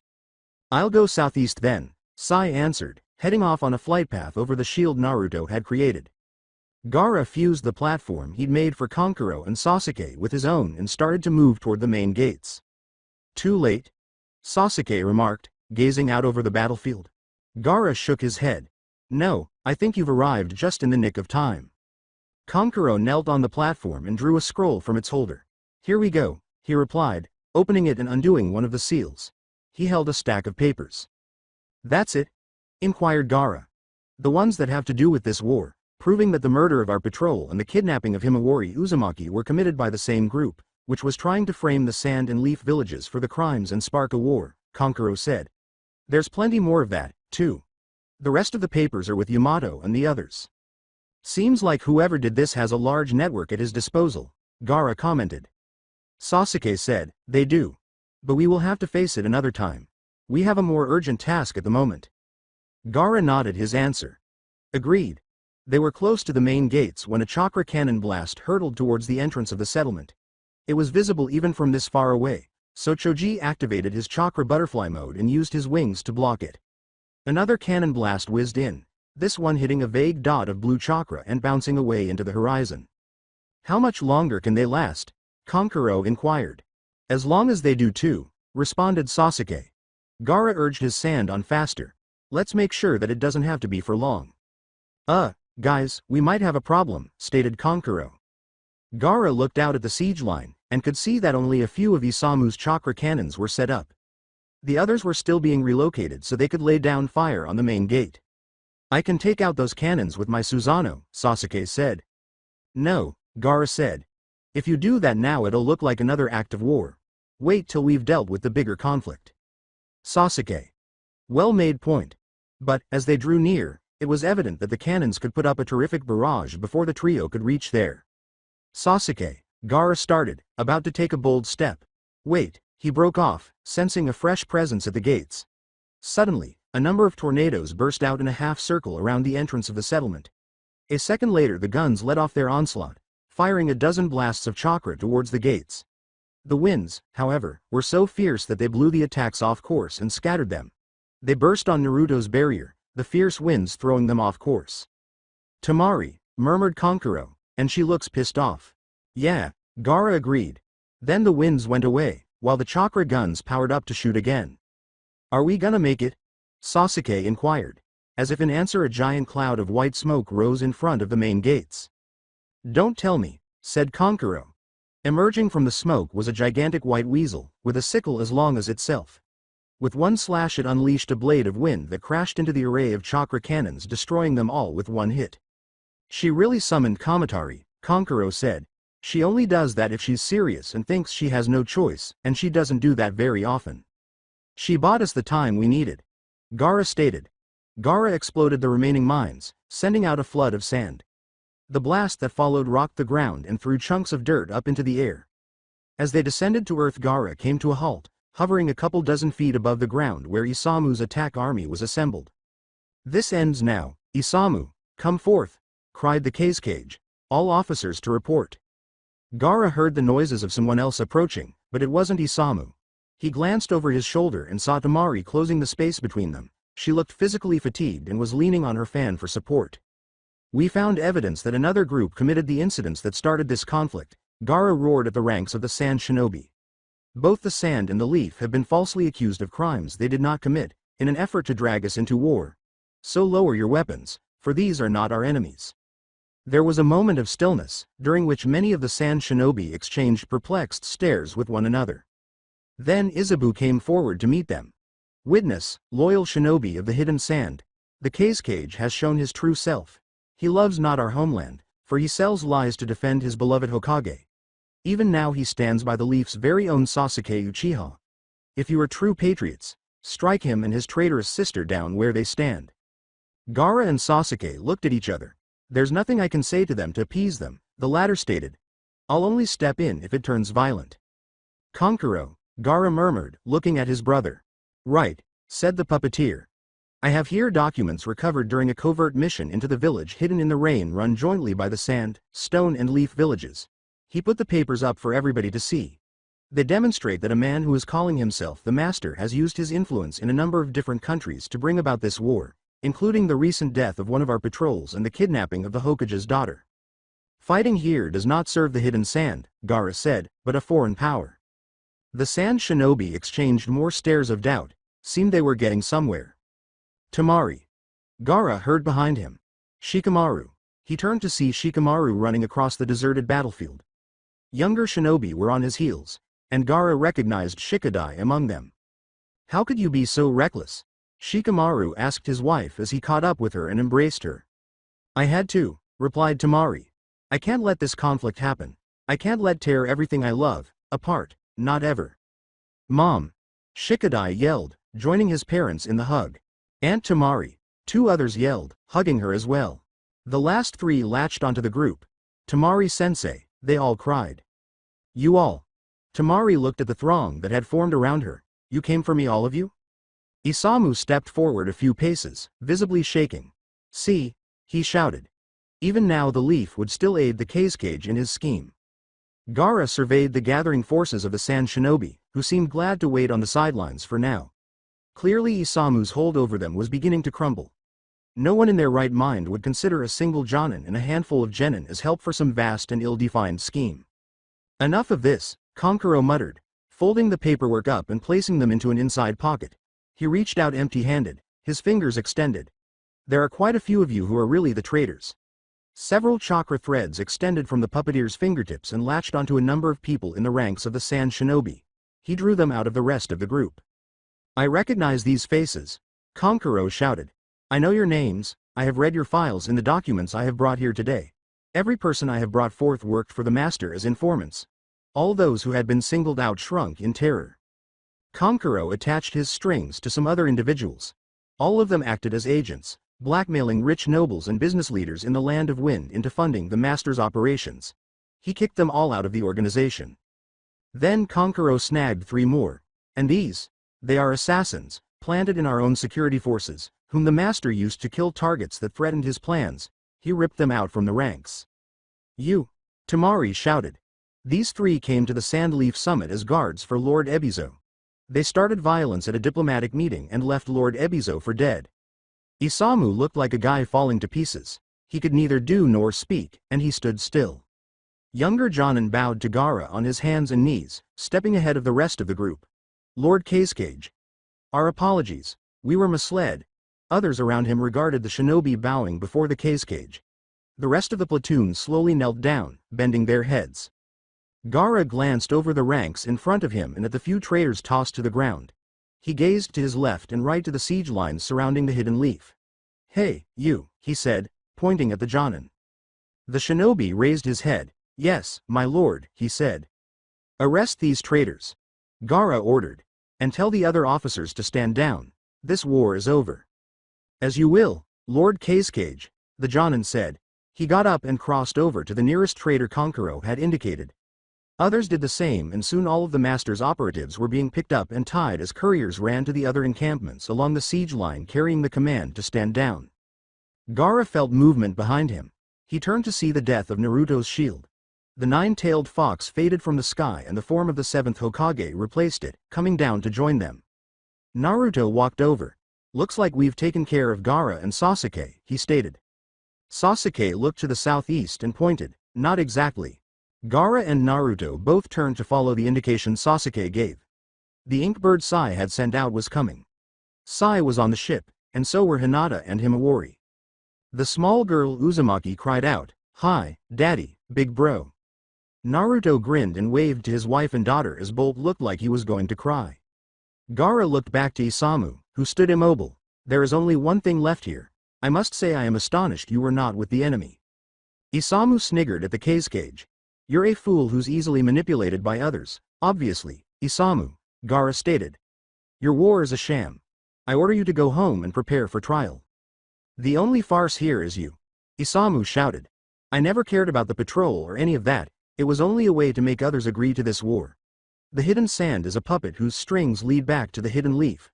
We should never wait hand and foot on other great nations, yet we do on your insistence." Gaara glanced at Isamu without saying anything, and then he pointed at Temari and the people still standing around her. "You see that? No puppets here. Just friends and family. Our villages are equal partners in peace, but you want us to go back to the old ways of suspicion and bloodshed." Isamu looked to Temari, her family and classmates. His eyes were blazing with wrath. "That's just what I hate," he shouted, taking off his flak jacket to show a number of paper bombs strapped to his chest. Their ignition was loud enough for everyone to hear, from the cage floating above them, to the leaf shinobi gathered around Temari, to the sand shinobi still carrying out Gaara's commands nearby. Much happened in short succession in the moment that followed. Shikamaru used his shadow possession jutsu, trapping Isamu and holding him in place. Kankuro attached his chakra threads to a few sand shinobi who were still nearby and pulled them away as Gaara constructed a sand shield to protect them. Naruto flew down in front of Temari. Shikamaru and the genin gathered around them, erecting a barrier of chakra. Sasuke brought out the ribs of his Susanoo, protecting himself, Kankuro and Gaara from the blast. Hinata jumped in front of Sai and Himawari, doing a palm rotation to protect them. And in a burst of blazing bright light, Isamu erupted, and then the moment was gone and he was gone. His body vaporized, leaving just a burn mark where he had stood. His adversaries were still there, every last one of them, unscathed. The warmonger's last act was worth no more than his fury. The wind was starting to build up as Sarada approached the main gates. "What's happening?" she said, burying her face in her arm. She'd rushed out here after Shikamaru and a couple of her other genin, and Kakashi, who'd gone out of the command center in search of Temari. Sarada fought her way through the wind to her goal. She got a hunch that there was something to be gained here. Something she had to see. Someone shouted at her, "What are you doing here?" Sarada looked up and saw her mother racing toward her. "You shouldn't be so close to the front lines," Sakura cried, closing the distance between them. "I was looking for some old classmates," Sarada replied. In the command center they noticed Shikadai's mom on the screens and ran after her. "They're up there," Sakura said, pointing up at the top of the gates. "Shikamaru and Kakashi-sensei are with them and they're really worried about Temari. Now let's get you back where you need to be." "I won't go back," Sarada remarked. "Let me go up there too." Sakura pulled away, shocked at her daughter's audacity. "Why?" Sarada said, "I need to see. I want to see how Naruto-sensei handles this. I've read about the Hokage, discussed with you about the Hokage. But I haven't witnessed what it takes to be Hokage, not like this." Sakura stopped, trying to digest her daughter's answer. Finally she brought her palm to her face and laughed. "Hokage. Hokage. Hokage. You're going to go on and on about it just like he did, huh? Alright then, follow me." As soon as Sakura said that, a series of blasts hit the chakra shield around the gates. The shockwaves kicked dirt and dust around the pair. Come on, not much time, exclaimed Sakura, seizing her daughter's hand, and summoning all her great strength in her legs sprang up to the top of the gates in one leap. Sarada tried to yell, but the rushing wind swallowed her voice. As they cleared the top of the gates, Sarada observed a cloud of white smoke billowing from the region directly in front of the gate. What's going on? She asked, as she reached the battlements. Temari, came a voice from the side. She turned to find Shikamaru standing there, and the genin who followed him and Kakashi.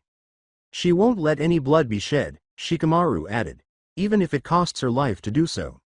Mom, Sarada heard Shikadai say. She looked over to see him shivering, fists clutched at his side. At that moment a figure erupted from the smoke, a huge weasel with a large scythe. It swung its weapon, generating an arc of wind that shattered the charka guns in the distance. What was that? Inojin said. That was Temari's summon, Shikamaru said. She just uses it when she feels the situation is very threatening. Wow, said Chocho. She's really struggling out there, Aunt Temari, isn't she? Wait, Shikadai said, pointing to the sky, Uncle Gaara. Sarada followed the direction of the Nara youngster to see a trio of beings flying on sand over the battlefield. Sakura squinted. I think Sasuke is with him, Papa? Sarada asked. That's him, for sure, Kakashi said. If he's with the Kazekage, that's a good sign. There was a startling succession of explosions as the rest of the mines went off at once.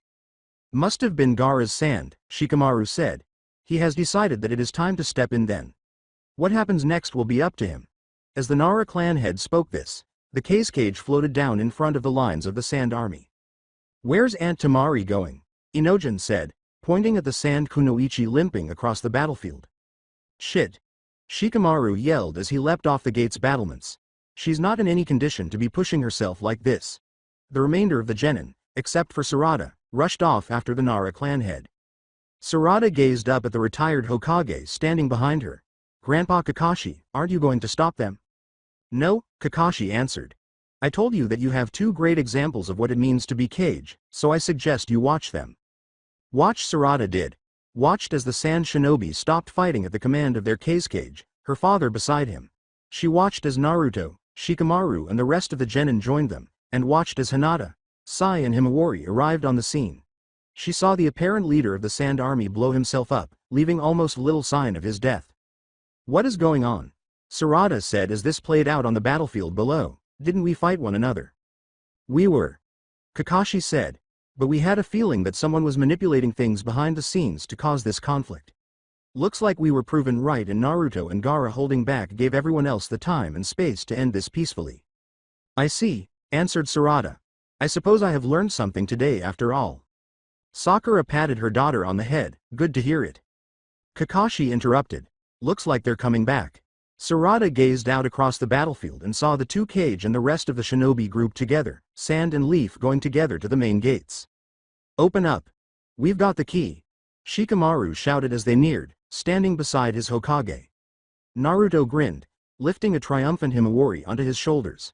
The gates shook at Shikamaru's shout. As the two Kage and their retinue of family and advisors went underneath, Sarada walked to the side of the gate that faced the town. She was shocked at the crowds of people coming to meet them. Where they come from? She asked. Looks like Ino sent word that the battle's over, said Sakura. They came to honor their heroes. As soon as Naruto and the others stepped through the gate they were met by huge cry, shouts and tears from the people gathered around. The crowd cheered with more happiness when Naruto held his daughter up in the air. Sounds like everything went over well, a voice beside Sarada stated. The young Uchiha looked up to find Sasuke. Daddy, you're not going to join the impromptu parade? Kakashi inquired, not looking away from the proceedings below, as if he'd known Sasuke was there the whole time. You know I was never good in the spotlight, Kakashi. Sasuke responded. Could you please leave? I want to talk with my family alone. Fine, Kakashi said. I think I'll go enjoy the festivities. The retiring Hokage leapt from the gates, disappearing into the crowd of people below. Sakura looked at her husband. Your mission brought you back a little quicker this time, huh? It did, said Sasuke. It was what I needed to be. That's good to hear, said Sakura. Even if you weren't gone for long this time, Sarada has lots of news to tell you. Sasuke's gaze fell on his daughter, silently expecting her to be the first to speak. Oh, let's see, Sarada mumbled, feeling uneasy beneath her father's keen glare. Well, I graduated from the academy. Top of the class. Sasuke didn't respond to the news. What else? Sarada wondered herself. Oh, and Lord Seventh is my new instructor. Good, Sasuke said. And? Sarada tried to continue, flushing as her anxiousness increased. I just woke my Sharingan up. Did you do what I told you before I left? Sasuke said. Sarada nodded. I persuaded Grandpa Kakashi to start training me and I studied the tablet under the shrine. Sasuke looked at his wife. Sakura, would you mind leaving? This is a conversation that is best kept between users of the Sharingan. What? Sakura said. Oh, fine, at least this will give me time to work on a dinner for 3. The Uchiha matriarch leapt from the battlements, taking the long way around to circumnavigate the happy people below. Did you read about the curse of hatred? Sasuke inquired once he and his daughter were alone. Not much, Sarada replied. Is that something that could happen to us? That sounded like a person I'd never want to become. Sasuke took a long breath as he thought about what to say next. Sarada, I made a lot of mistakes when I was young. I was angry and self-righteous. That caused me to lash out and harm a lot of people who cared about me. That sounds like the curse of hatred, Sarada remarked. Sasuke bowed in answer, and Sarada saw he couldn't look at her. The second Hokage had a theory about the Uchiha clan, remarked Sasuke. When I first heard it I thought he was just a biased old man, but the second was a smart and perceptive person who studied the people around him. Even if he was biased, he wasn't making it up, and he didn't believe that we were beyond hope. Looking at the history of our clan, I would say that he was more right than not. Were you able to overcome it? Sarada said. Eventually, Sasuke responded. It took a lot of help and hard work from Naruto, your mother, others. But you, Sarada, you have a chance to be better than me. You just have to make the right choices. Yeah, on that note, Sarada responded. I thought a lot about the curse of hatred after I read that tablet and it helped me decide what I want to do with my life and well, she paused, her anxieties getting the better of her once more. I thought that, I want to become Hokage. Sasuke gave a single chuckle. 2 more, his face contorting as he struggled to choke back his laughter. To a random bystander, this would have seemed minor, but this was the most Sarada had ever seen her father laugh. What's that for? Sarada inquired, pursing her lips up. I told her too and Mama chuckled. It's because you remind us of Naruto when we were your age, Sasuke said after he got over his laughing fit. Really? Sarada said, her eyes lighting up at the analogy. Sasuke smirked. It's not necessarily a compliment. Sarada asked, what do you mean? Naruto was a loser when we graduated from the academy, Sasuke revealed. He was such a poor shinobi we all just ignored his constant pronouncements that he would be Hokage. But he worked hard to overcome his circumstances and became stronger and, when none of us were paying attention, he surpassed all of us. Even if, some of us found it harder to accept than others. What are you trying to say? Sarada asked. I mean, I know Naruto-sensei had it tough growing up, Mama told me some of it. Sasuke inhaled deeply. You know, there was a time I wanted to become Hokage. But the way I thought about the position was flawed.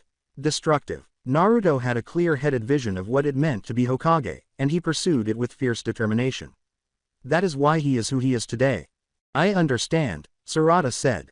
And, while the warnings of the curse of hatred is what made me want to become Hokage, it is deeper than that. I used to want to be like you. Dark, aloof, mysterious. But since I started watching Naruto-sensei and learning more about him and the other Hokage, I can't help but feel like that is the kind of shinobi, no, the kind of person I want to be. Sasuke smiled. When I was your age I did my best to ignore Naruto's example.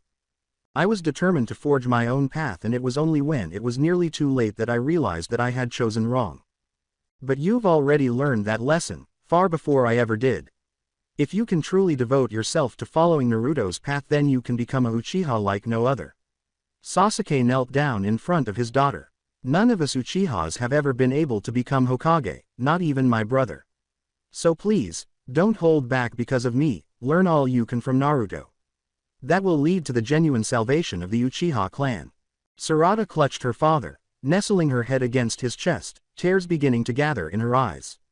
Thank you Papa, I adore you. I love you too, replied Sasuke with considerable trepidation. Sarada pulled away from her father's hug and added, you know, I think I learned a lot today. And what would that be? Said Sasuke. I've been studying a lot about the strength and power of the Hokage, Sarada said. And I guess that's necessary, but it isn't enough. Oh, Sasuke said. Continue. Sarada looked over at the battlefield. Naruto-sensei and the Kazekage both exercised restraint today. They didn't just go out and destroy the enemy that was in front of them, even though they could have. They waited until the true threat revealed itself before they acted. I guess what I'm trying to say is that it is not enough for the Hokage to have strength. They also need to have wisdom. Hinata awoke alone in her bed. It was the morning after she had made it back to the hamlet, the first day in weeks she had not woken to a living nightmare. Himawari was in her rightful place, so thrilled to be with her family again that she had wanted to lie in Naruto and Hinata's bed with them. They were so delighted to have her home that they agreed, without a second thought. I guess the Hokage's work is never done, Hinata thought to herself, looking at the empty place next to her on the mattress. She rose from bed and donned her bathrobe, then stepped into the hall. She hesitated at the doorway. She sniffed at the air, and caught something. Someone was cooking in the kitchen. Did Himawari decide to make breakfast after Naruto woke up? The mother of two decided to take a closer look. Down the stairs she went, the smell of food growing stronger. The water boiled beneath her as she fell. Wait, don't tell me, Hinata cried out loud before she began sprinting down the remaining steps. She rounded the corner to discover Naruto standing over a pot, the materials for ramen resting on the counter beside him. Naruto looked to his wife and grinned. Oh, you're up. How about coming to join us for breakfast? You haven't gone to work yet, Hinata said, not quite believing her eyes. No, Naruto shook his head. Daddy's making us breakfast, Himawari cried from the dining room table, Hinata recognizing her there for the first time. The former Hyuga heiress grinned. I can tell. Is your brother up? No, Himawari said. Go get him, Hinata said. Okay, Himawari said. She rose from her chair at the table and raced out of the room and up the stairs. Hinata turned to her hubby. What the hell is this? Naruto grinned at her. Let the kids get down here and I'll explain to all of you. Right, said Hinata. She went to the dining room table and sat down. She had to admit she was feeling a little out of her element. She was accustomed to cooking all the meals. The younger Uzumaki's coming was announced by the sounds of footsteps on the stairs. Big bro's awake. Himawari skipped through the kitchen and sat across the table from her mother. Bolt shuffled into the kitchen, still rubbing the sleep from his eyes. Dad cooking, huh? He peered over at Naruto stirring over the pot. Ramen. That's an odd choice for breakfast, don't you think? Well, Naruto replied. It's sort of the only thing I know how to make. Bolt snickered. Dad, you're useless. It could have been the same old tearing down of his father, but Hinata could see the joy on Bolt's face as he said it. Recent occurrences have perhaps put things in perspective for him. No, perhaps not. Hinata understood that they had changed the view of almost everyone in the community. The younger Uzumaki boy moved to the table, stopping as he went behind his sister. He turned half around, looking at Himawari as though he'd never seen her before. He put his arms around her shoulders, suppressing the tears. Well, it's good to be back. Me too, said Himawari, touching Bolt's arm reassuringly. And I can't wait for you to meet Uncle Neji. Uncle Neji? Bolt inquired, releasing Himawari and glancing at a framed portrait on a neighboring end table. There was a picture of Hinata, Naruto and Neji from when they were teens in there. Yeah, it's a long story, but, Hinata started. He's back, at least for the moment. He genuinely wanted to see you the next time you went to train with your grandfather. I'm sure he'll explain it to you then. Okay, Bolt answered, evidently unsure about all this. The boy exhaled a long breath and took a seat close to his sister. It's ready, Naruto yelled, carrying the pot of ramen to the table.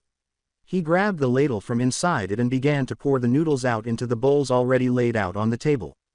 Hinata said while her husband was handing out the food. When do you go to the office? In 3 days, Naruto said. The other 3 family members exchanged startled glances. You're staying home today, then? Bolt asked. Yeah, said Naruto. After all that happened, I talked with Kakashi-sensei yesterday and he agreed that I should take a few days off to be home. He'll stand in as Hokage until then. But then it's back to working all day again, isn't it? Bolt urged. Naruto shook his head. Not if I can help it. I can't promise I'll be there all the time. There will be things I have to do in person, but I'll use shadow clones to do as much of the menial work as I can. Then there will be more time for you guys, so I can be there when it matters most. Himawari stood up from her seat and ran around the table to hug her father around the waist. Love you, Daddy. Naruto laughed and ruffled his daughter's hair. I love you, too. Okay, Bolt responded, breathing deeply. Thanks, Dad, I guess. And, I guess that, you weren't lying about protecting the whole village. I saw what you did during the battle. I think I understand what it means to be Hokage a little bit better now. Ah, well, thanks Bolt, responded Naruto. Doesn't mean I wanna be Hokage like you or Grandpa, Bolt said. Still, I aim to find my own way. Naruto grinned. Good, that's all we ever wanted for you. Your mother and I never expected you to follow in our footsteps exactly, you know. Bolt looked up, amazement on his face. He looked at his mother, who grinned at him. This was what Hinata understood had been lacking from their lives. Naruto was Hokage, no changing that, and he deserved to live his dream. But the change was pleasant, Hinata could sense it. Giving family a larger part in his life was a crucial step for all of them. For the children who could have their father in their lives, for Naruto who would not be submerged in work like he was before, and for Hinata who could look on with enjoyment instead of fear. Gaara, hey uncle, how long you gonna be here? Shikadai inquired as Gaara walked past him down the hall. Would you like for Kankuro and I to get a hotel? Gaara said in answer. The two brothers had passed the night after Isamu's failed assault on the Hidden Leaf in a couple of guest rooms at the Nara estate. Shikadai. No, that's not what I meant. Me, I don't mind you folks here, even though I would call it a drag, but with all that occurred I guess, that wouldn't be fair. So you mean how long we will be in the Hidden Leaf, Gaara surmised. We managed to defuse the conflict between our villages, but the forces that started it are still out there.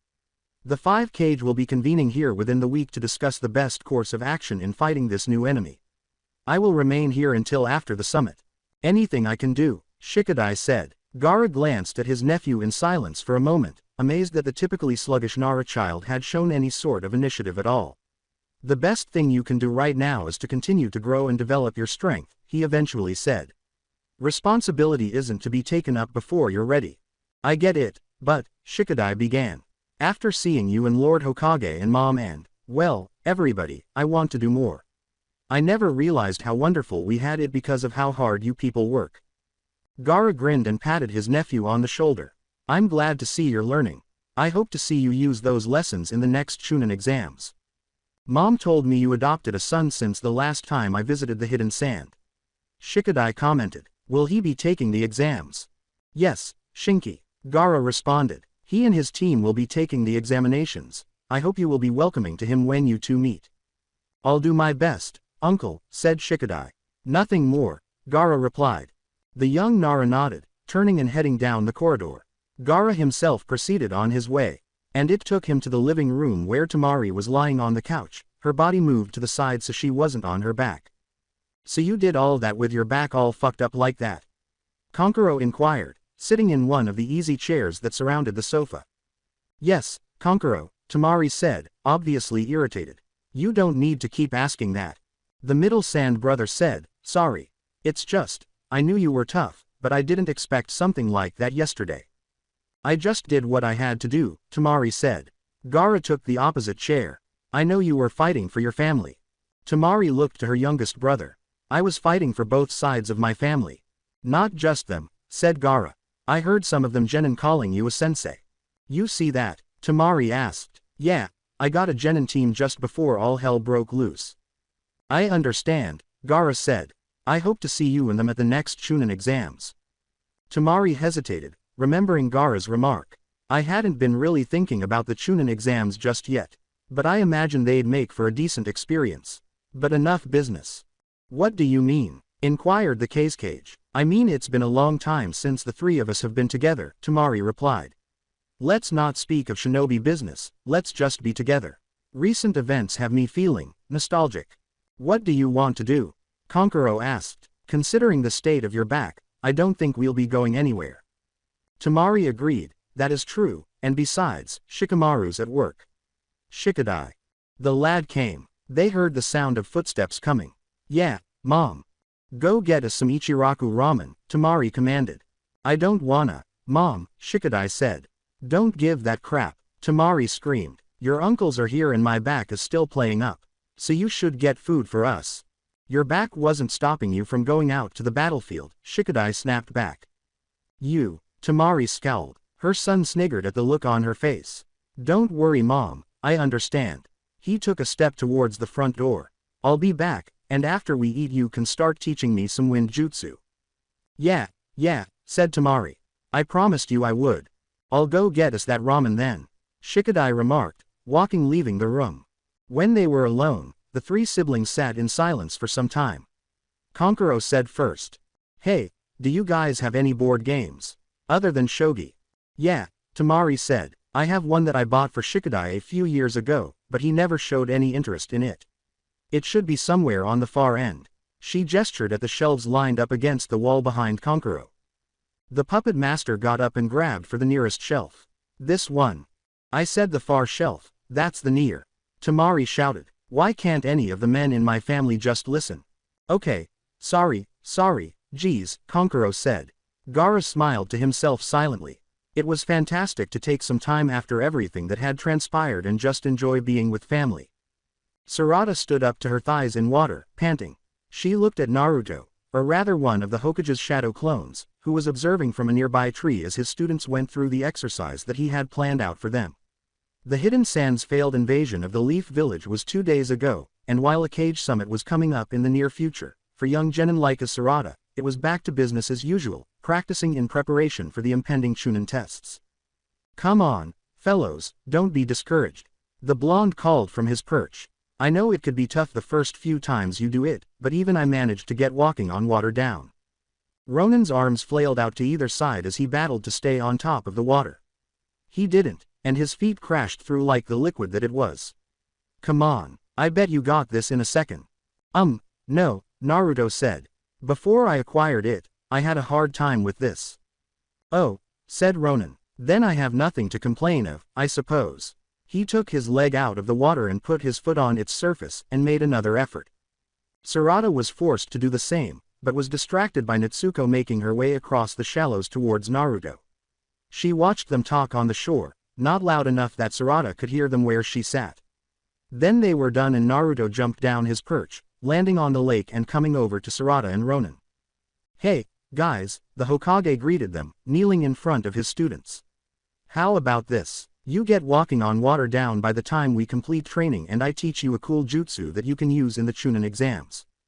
Can we pick? Ronan asked. Naruto nodded. If you want to tell me right now. Can you teach me the shadow clone jutsu? Ronan requested without a moment's hesitation. The Hokage's face was a picture of confusion. Shadow clones, I guess, but that's a high-level forbidden technique for a reason, you know. Not sure you have the chakra reserves to pull it off. Don't worry, I've done my homework, Ronan said. I suppose I have a method I can apply it. Okay then, Naruto said, turning to Sarada. Got anything in mind? For a time, the young Uchiha hesitated, considering the possibilities. I don't know, she responded at last. Naruto said, no problem. Take your time, but just remember. I won't teach you anything if you don't figure out water walking before we leave for the day. He turned and walked away before leaping back up to the trees to watch over the three genin. Sarada dragged a leg from the water to try again. She was able to establish fast what she thought she had a solid standing with that foot, but in the process of lifting herself up to put the other foot on the surface her movement disturbed the water and led her to fall back in. Shit, she shouted, slapping the surface of the water in despair. She startled as it splashed up in her face, moaning in disgust as she took off her spectacles to wipe them off. Look at that, Ronan said. Sarada put her spectacles back on in a hurry. After her vision was corrected by her lenses, Sarada saw what her teammate was talking about. Natsuko was on the water's surface, rocking on one foot, trying to keep her balance. She lost the battle, plunging backwards into the sea.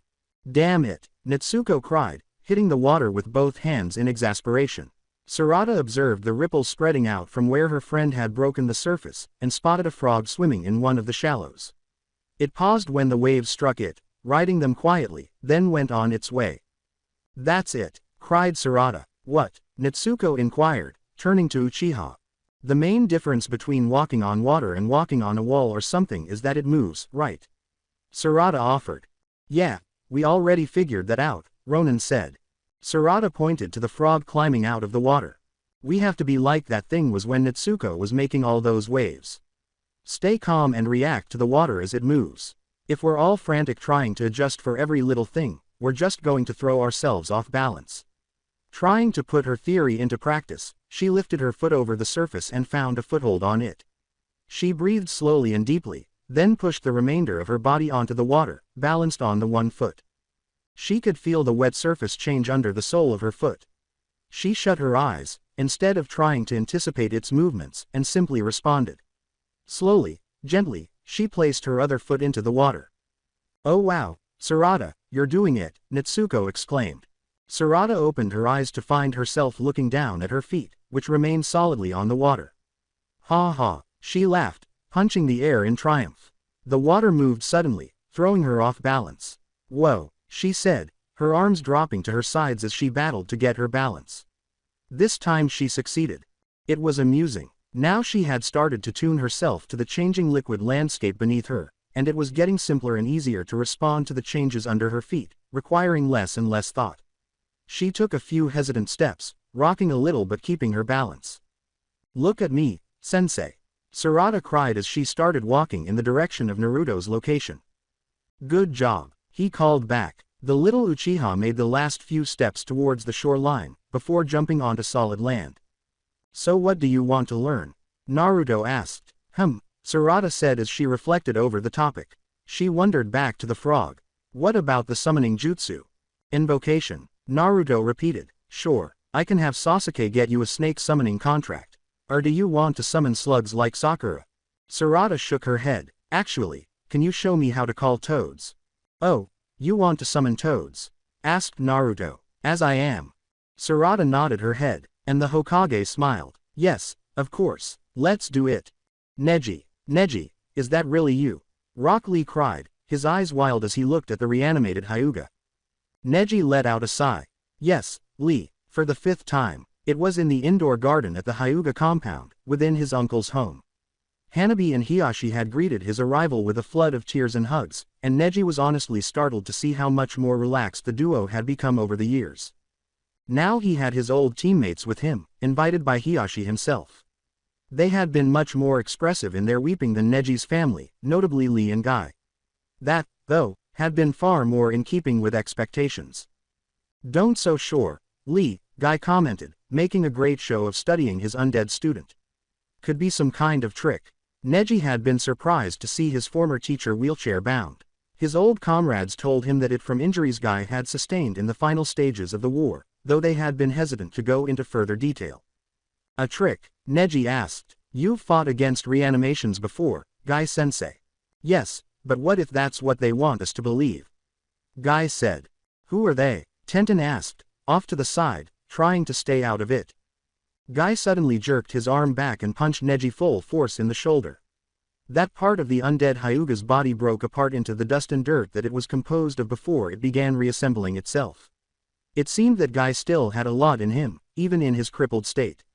He wasn't one of the greatest taijutsu practicers who ever lived for nothing.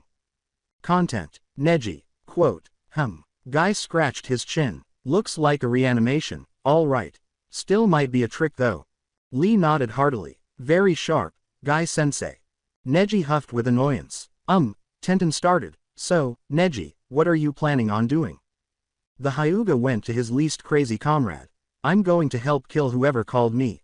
They wanted me to be a weapon to hurt my family, but I will turn back on them. Going on some quest to stop them? Tenten questioned. Neji nodded in answer. There's some groundwork for a team to be formed, but it'll take some time to get it set up. Until then I'd like to help out in any way I can. Oh, Lee exclaimed. Neji, I have lately taken on a genin squad that includes a young Hyuga named Haruto who idolizes you. I'm sure he'd love to learn from you. I think he's actually due here shortly for a tutoring session with Lord Hiyashi. My uncle told me that he and Hanabi have been tutoring some genin, Neji said. I was actually waiting for them to arrive for their next session. Neji heard footfall at the edge of his hearing. His old teammates heard it too and turned their focus to the source of the sound. We have a guest here that I'm sure you all will be glad to meet, the reanimated Hyuga could hear Hiyashi say. Who is it, Lord Hiyashi? Asked someone else. Just be patient, he heard Hanabi say.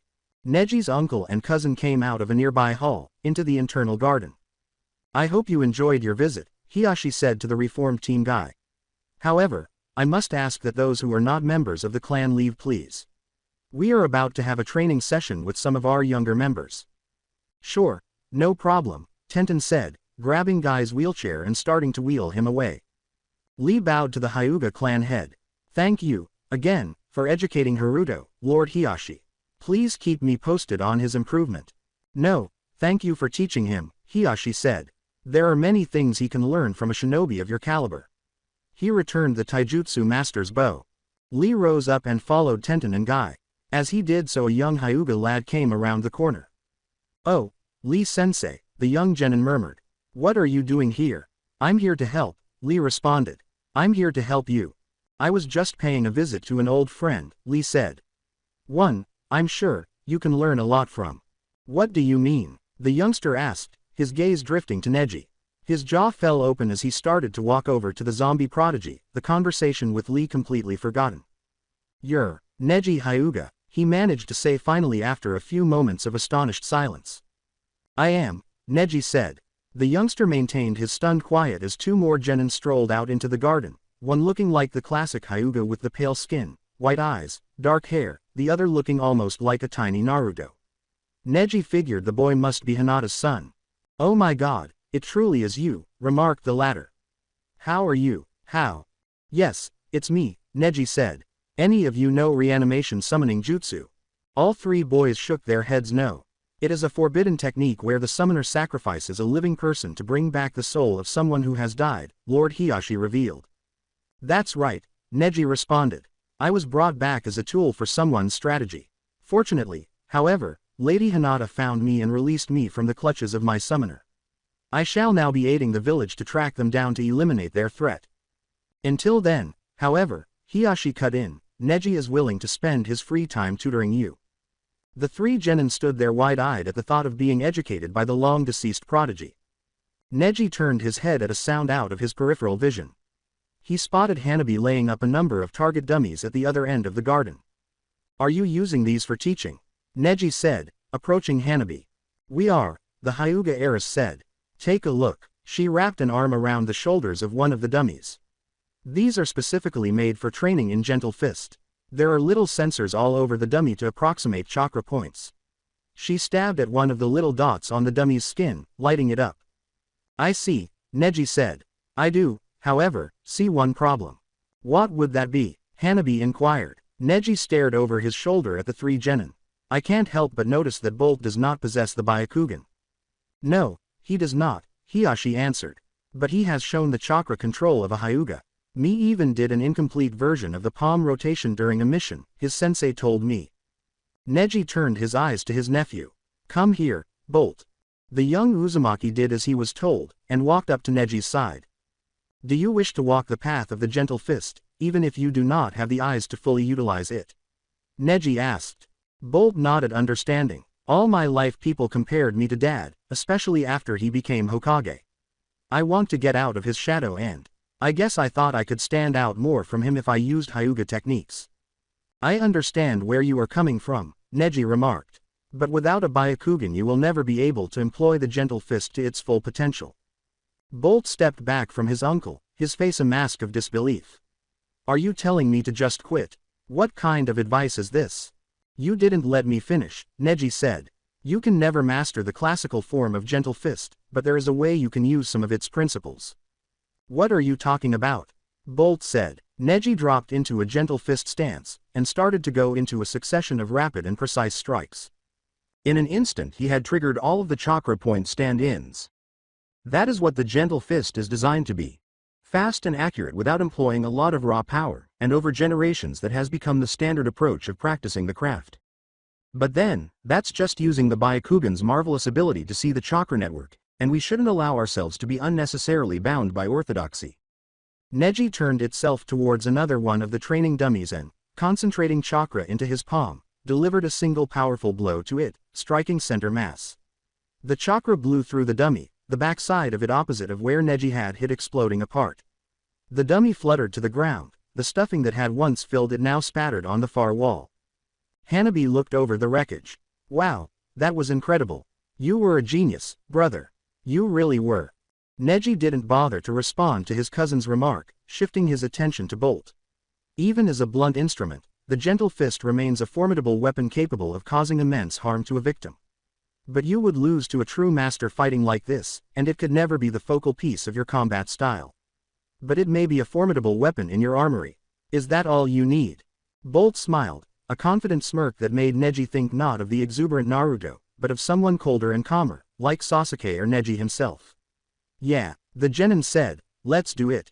Sasuke. Sasuke sat in his kitchen sipping a glass of water. Across the table from him sat his wife and daughter, chatting about their days. Sakura had been busy treating those injured in the recent battle, mostly sand shinobi who had been manipulated into fighting. Sarada excitedly talked about her training session with Naruto, noting with great enthusiasm that he was going to teach her the summoning jutsu in preparation for the upcoming Chunin exams. And you, Sasuke? Sakura asked, drawing the family patriarch into a conversation of which he had until now only been a mute observer. The Uchiha pulled his glass away from his lips and set it down on the table. Today I met with Kakashi, to discuss what further actions will be needed to deal with our new enemy. Are you going to leave the village again?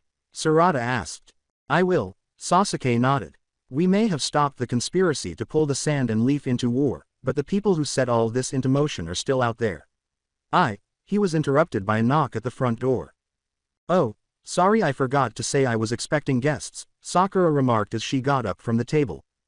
Visitors? Sasuke queried. He and Sarada shared perplexed looks, and she shrugged in response. They both up and followed the family matriarch to the front door.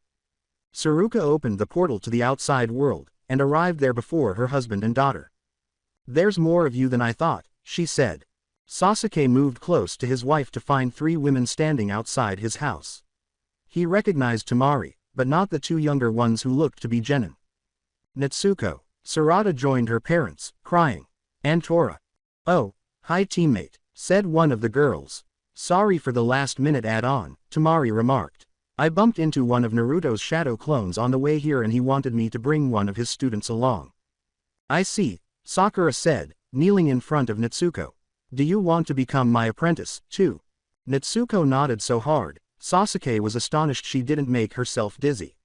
Yeah, I saw you in the fight and I thought, medical ninja, that's who I want to be. It's just so, I don't care if it's cool or not, I want to do it. I would rather heal than hurt. Sakura smiled and rose back up. Well, I can't say no to that. Come on in, you two. Thank you, Temari remarked as the 2 genin passed the Uchiha family and into their home. Not a problem, Sakura said. I've been meaning to take an apprentice, actually. I need to pass on all that I learned, just as it was passed on to me. I see, remarked Temari. Well, I'll be on my way. She waved, and started to walk back toward the street. Sakura waved back before turning and stepping back into the home, closing the front door behind her. Sarada, why don't you show them to my study? I've arranged for a basic medical ninjutsu course. Yes, Mama, the younger Uchiha said, motioning for her fellow genin to follow her before going into the corridor. That's your father? Natsuko asked Sarada as they walked off. That's really wonderful. Shut up, Sarada snapped. Sasuke waited until the others were gone. So you've decided to take on a couple of students? I have, but I wasn't expected the second girl today, Sakura said. It seems like it's just like Naruto to wait to the last minute. Sasuke laughed at the comment. Yeah, so how long are you staying? Sakura inquired. A short bit, Sasuke said. But I'll be leaving after the Cage Summit. Though, maybe I won't be gone long this time. Oh, said Sakura. Yeah, the Uchiha said. I've been thinking about my time in the Hidden Rain, how the people there had been fooled by the masters, appeals to the past. For the past, since the night my clan was destroyed, I've been battling. For revenge, for atonement, it does not matter. It's all about things that happened before. I think that at some point I have to fight for the future. So, who is this, Master, Lord Hokage? Lord Kazekage, the 5th Raikage, Darui, asked. It was the start of the emergency Cage Summit in the village hidden in the leaves. It wasn't a grand affair. There had been no parade, no grand procession to mark the arrival of the shinobi world's leading figures. They had come quietly to the village, with the bare minimum of guards accompanying them. This was a time for business, not pageantry. We don't know exactly, said the seventh Hokage, Naruto Uzumaki. But we do know that whoever they are, they control a large spy network that spans multiple countries, and that they manipulated events to goad the Hidden Sand and Hidden Leaf into war. Gaara, the fifth Kazekage, pointed to the piles of paper on the table before Darui and the sixth Mizukage, Chojuro. We have found out how far the Master's espionage network reaches. The papers you have are regarding the lands of water and lightning. Lady Tsuchikage, you should have already received your portion of the documents from your shinobi who participated in the investigation of the village hidden in the rain. Kuretsuchi, the fourth Tsuchikage, nodded understandingly. So then we were right to suspect the rain when we last met, Chojuro replied, flipping through the first few pages of the records before him. Is that where this master keeps his headquarters? Until recently, Naruto said. He turned around and indicated to someone standing to the side.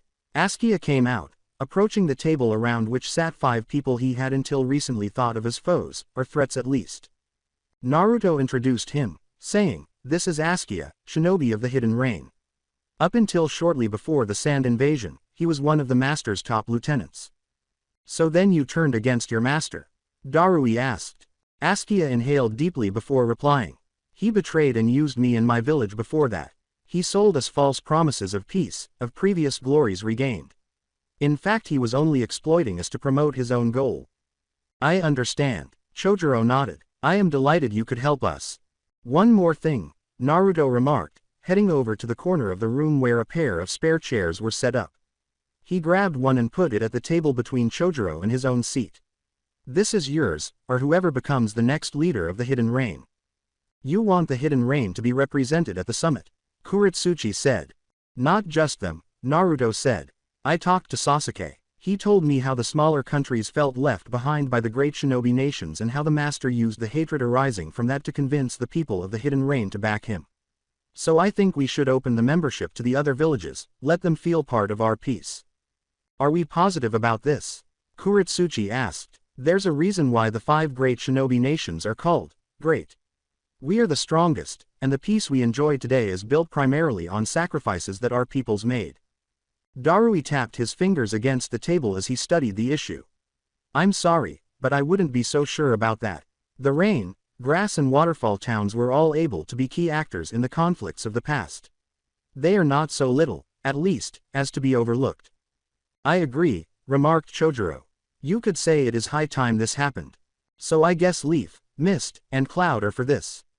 Gaara said. That is already a majority, though I want to make clear that I am in favor of this motion as well. If nothing else, the intrigues of the master have made it plain that the smaller nations have been a blind spot up to now that foes may exploit. Very well, answered Kuretsuchi. You have persuaded me. Naruto looked to Askia. How about you? Will you accept this invitation for the village hidden in the rain? The rain shinobi looked away, reluctant to look at the commanders encircling him. Do I have the right? I trailed that man, let him use me. I don't know if I can lead. It's not about what occurred in the past, stated Naruto.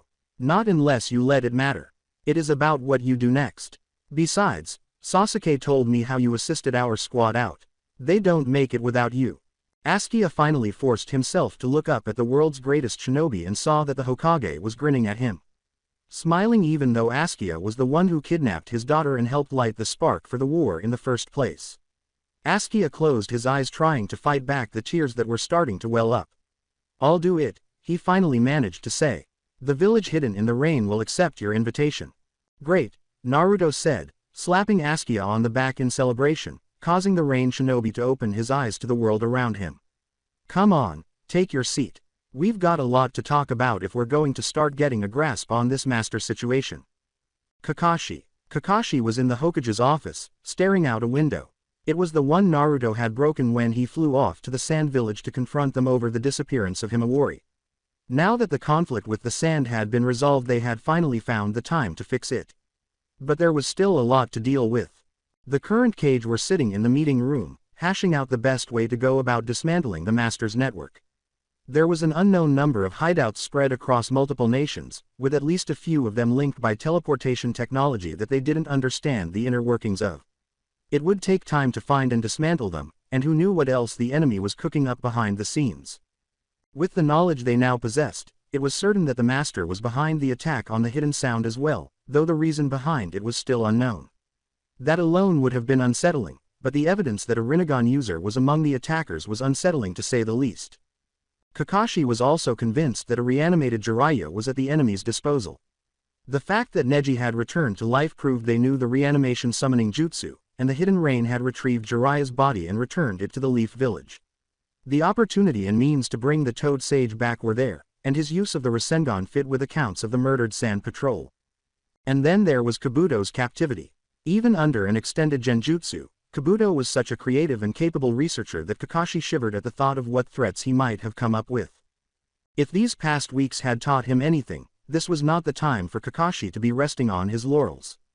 He could still be of help to his old students, and there were new ones that could benefit from his tutelage and experience.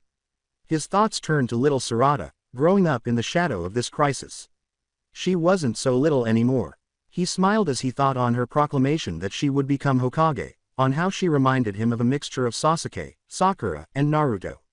She had certainly matured, and Kakashi had no doubt that many of her peers were doing the same. Kakashi's thoughts were interrupted by a feeling of presence behind him. He turned and saw a figure shimmering dimly in the light. No, he recognized the voice, one he had heard before from the anti-sand demonstration that he and Naruto had busted up before the invasion. I guess this is some kind of projection, he said, seeing how the image before him didn't seem to be solid.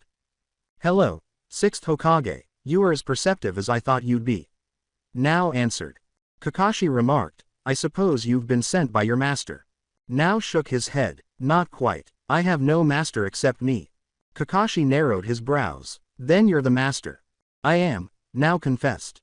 Though I must confess that was mainly for the sake of my public persona in the Hidden Rain. I have lost my influence there and no longer require it. What are you doing here? Kakashi asked. Why are you talking to me? Right to the point, now said. You are certainly a product of the Forge of War, and I guess that is the reason for my visit. You and I, we are alike, we both brought up under the auspices of the Third Shinobi World War, and we were formed by it as shinobi and as humans. You were a legend, I was a nobody with no name that just managed to survive, but I need to know how much our thoughts align. Thoughts about what? Kakashi inquired. On the merits of peace and war, now responded. Are you one of those fundamentalists who believe that peace makes people weak? Because we've seen enough of that nonsense. Kakashi asked. Now shook his head. Not at all, peace is vital. It's a bit like sleep, a time for recovery without which we'd run ourselves into the ground. And your metaphor means that war is the time we wake up, Kakashi finished. Yes, said Now, just look at yourself and your kids. You are who you are because of the wars you fought. You tested yourselves in war and came out better and wiser for it. But how will it be for the future generation? I can't blame you or the 7th Hokage for how you ended the last battle, peace is needed. But honestly, you all did your jobs too well. This generation needs its war and I will be the one to give it to them. You're ridiculous, Kakashi said. War doesn't build or create anything, it only destroys and kills. If future generations grow up without ever having to know conflict, then they will be happier and more prosperous for it. Well, I suppose you are right from a certain point of view, Now remarked. But what about when the next major threat comes? And make no mistake, sooner or later a new threat will arise. Madara and Obito Uchiha labored in the shadows for decades to destroy the shinobi world. Do you really think we would have been ready to deal with them if the first 3 world wars hadn't happened? They were the training grounds for everything we would need to fight them. That's just speculation, Kakashi said. You can't look at past events and assume that there's a clear line that runs through them. You don't know and have no proof. Well, the only proof I could give you would cost the world its flames, Now said. I'm not too fond of that thought. Enough philosophy, Kakashi muttered. We're going to stop you, as always. We will make sure that future generations live without the fear of conflict hanging over their heads. You have stopped me, Now acknowledged. Stopping that tiny conflict and uprooting me from the Hidden Rain took years of work and a lot of resources. But luckily I didn't put all my eggs in one basket and I still have tremendous instruments at my disposal. Kakashi almost had a heart attack over what was to come next. Now shut his eyes, and when he opened them again, they were a pair of Rinnegan. Let me spell this out for you, 6th Hokage Kakashi Hatake, the mastermind spoke from behind those purple ripple-patterned eyes. My only hope is that war happens. It doesn't matter who fights it, Who begins it, or who wins it? Is it easier to roll a boulder down a hill, or to prevent it from rolling off its perch in the first place? With that the picture of now vanished. Kakashi sighed out loud before slamming his fist on the Hokage's desk. So much to do, so little data to work with. One thing the sixth Hokage was sure of, this was not the end.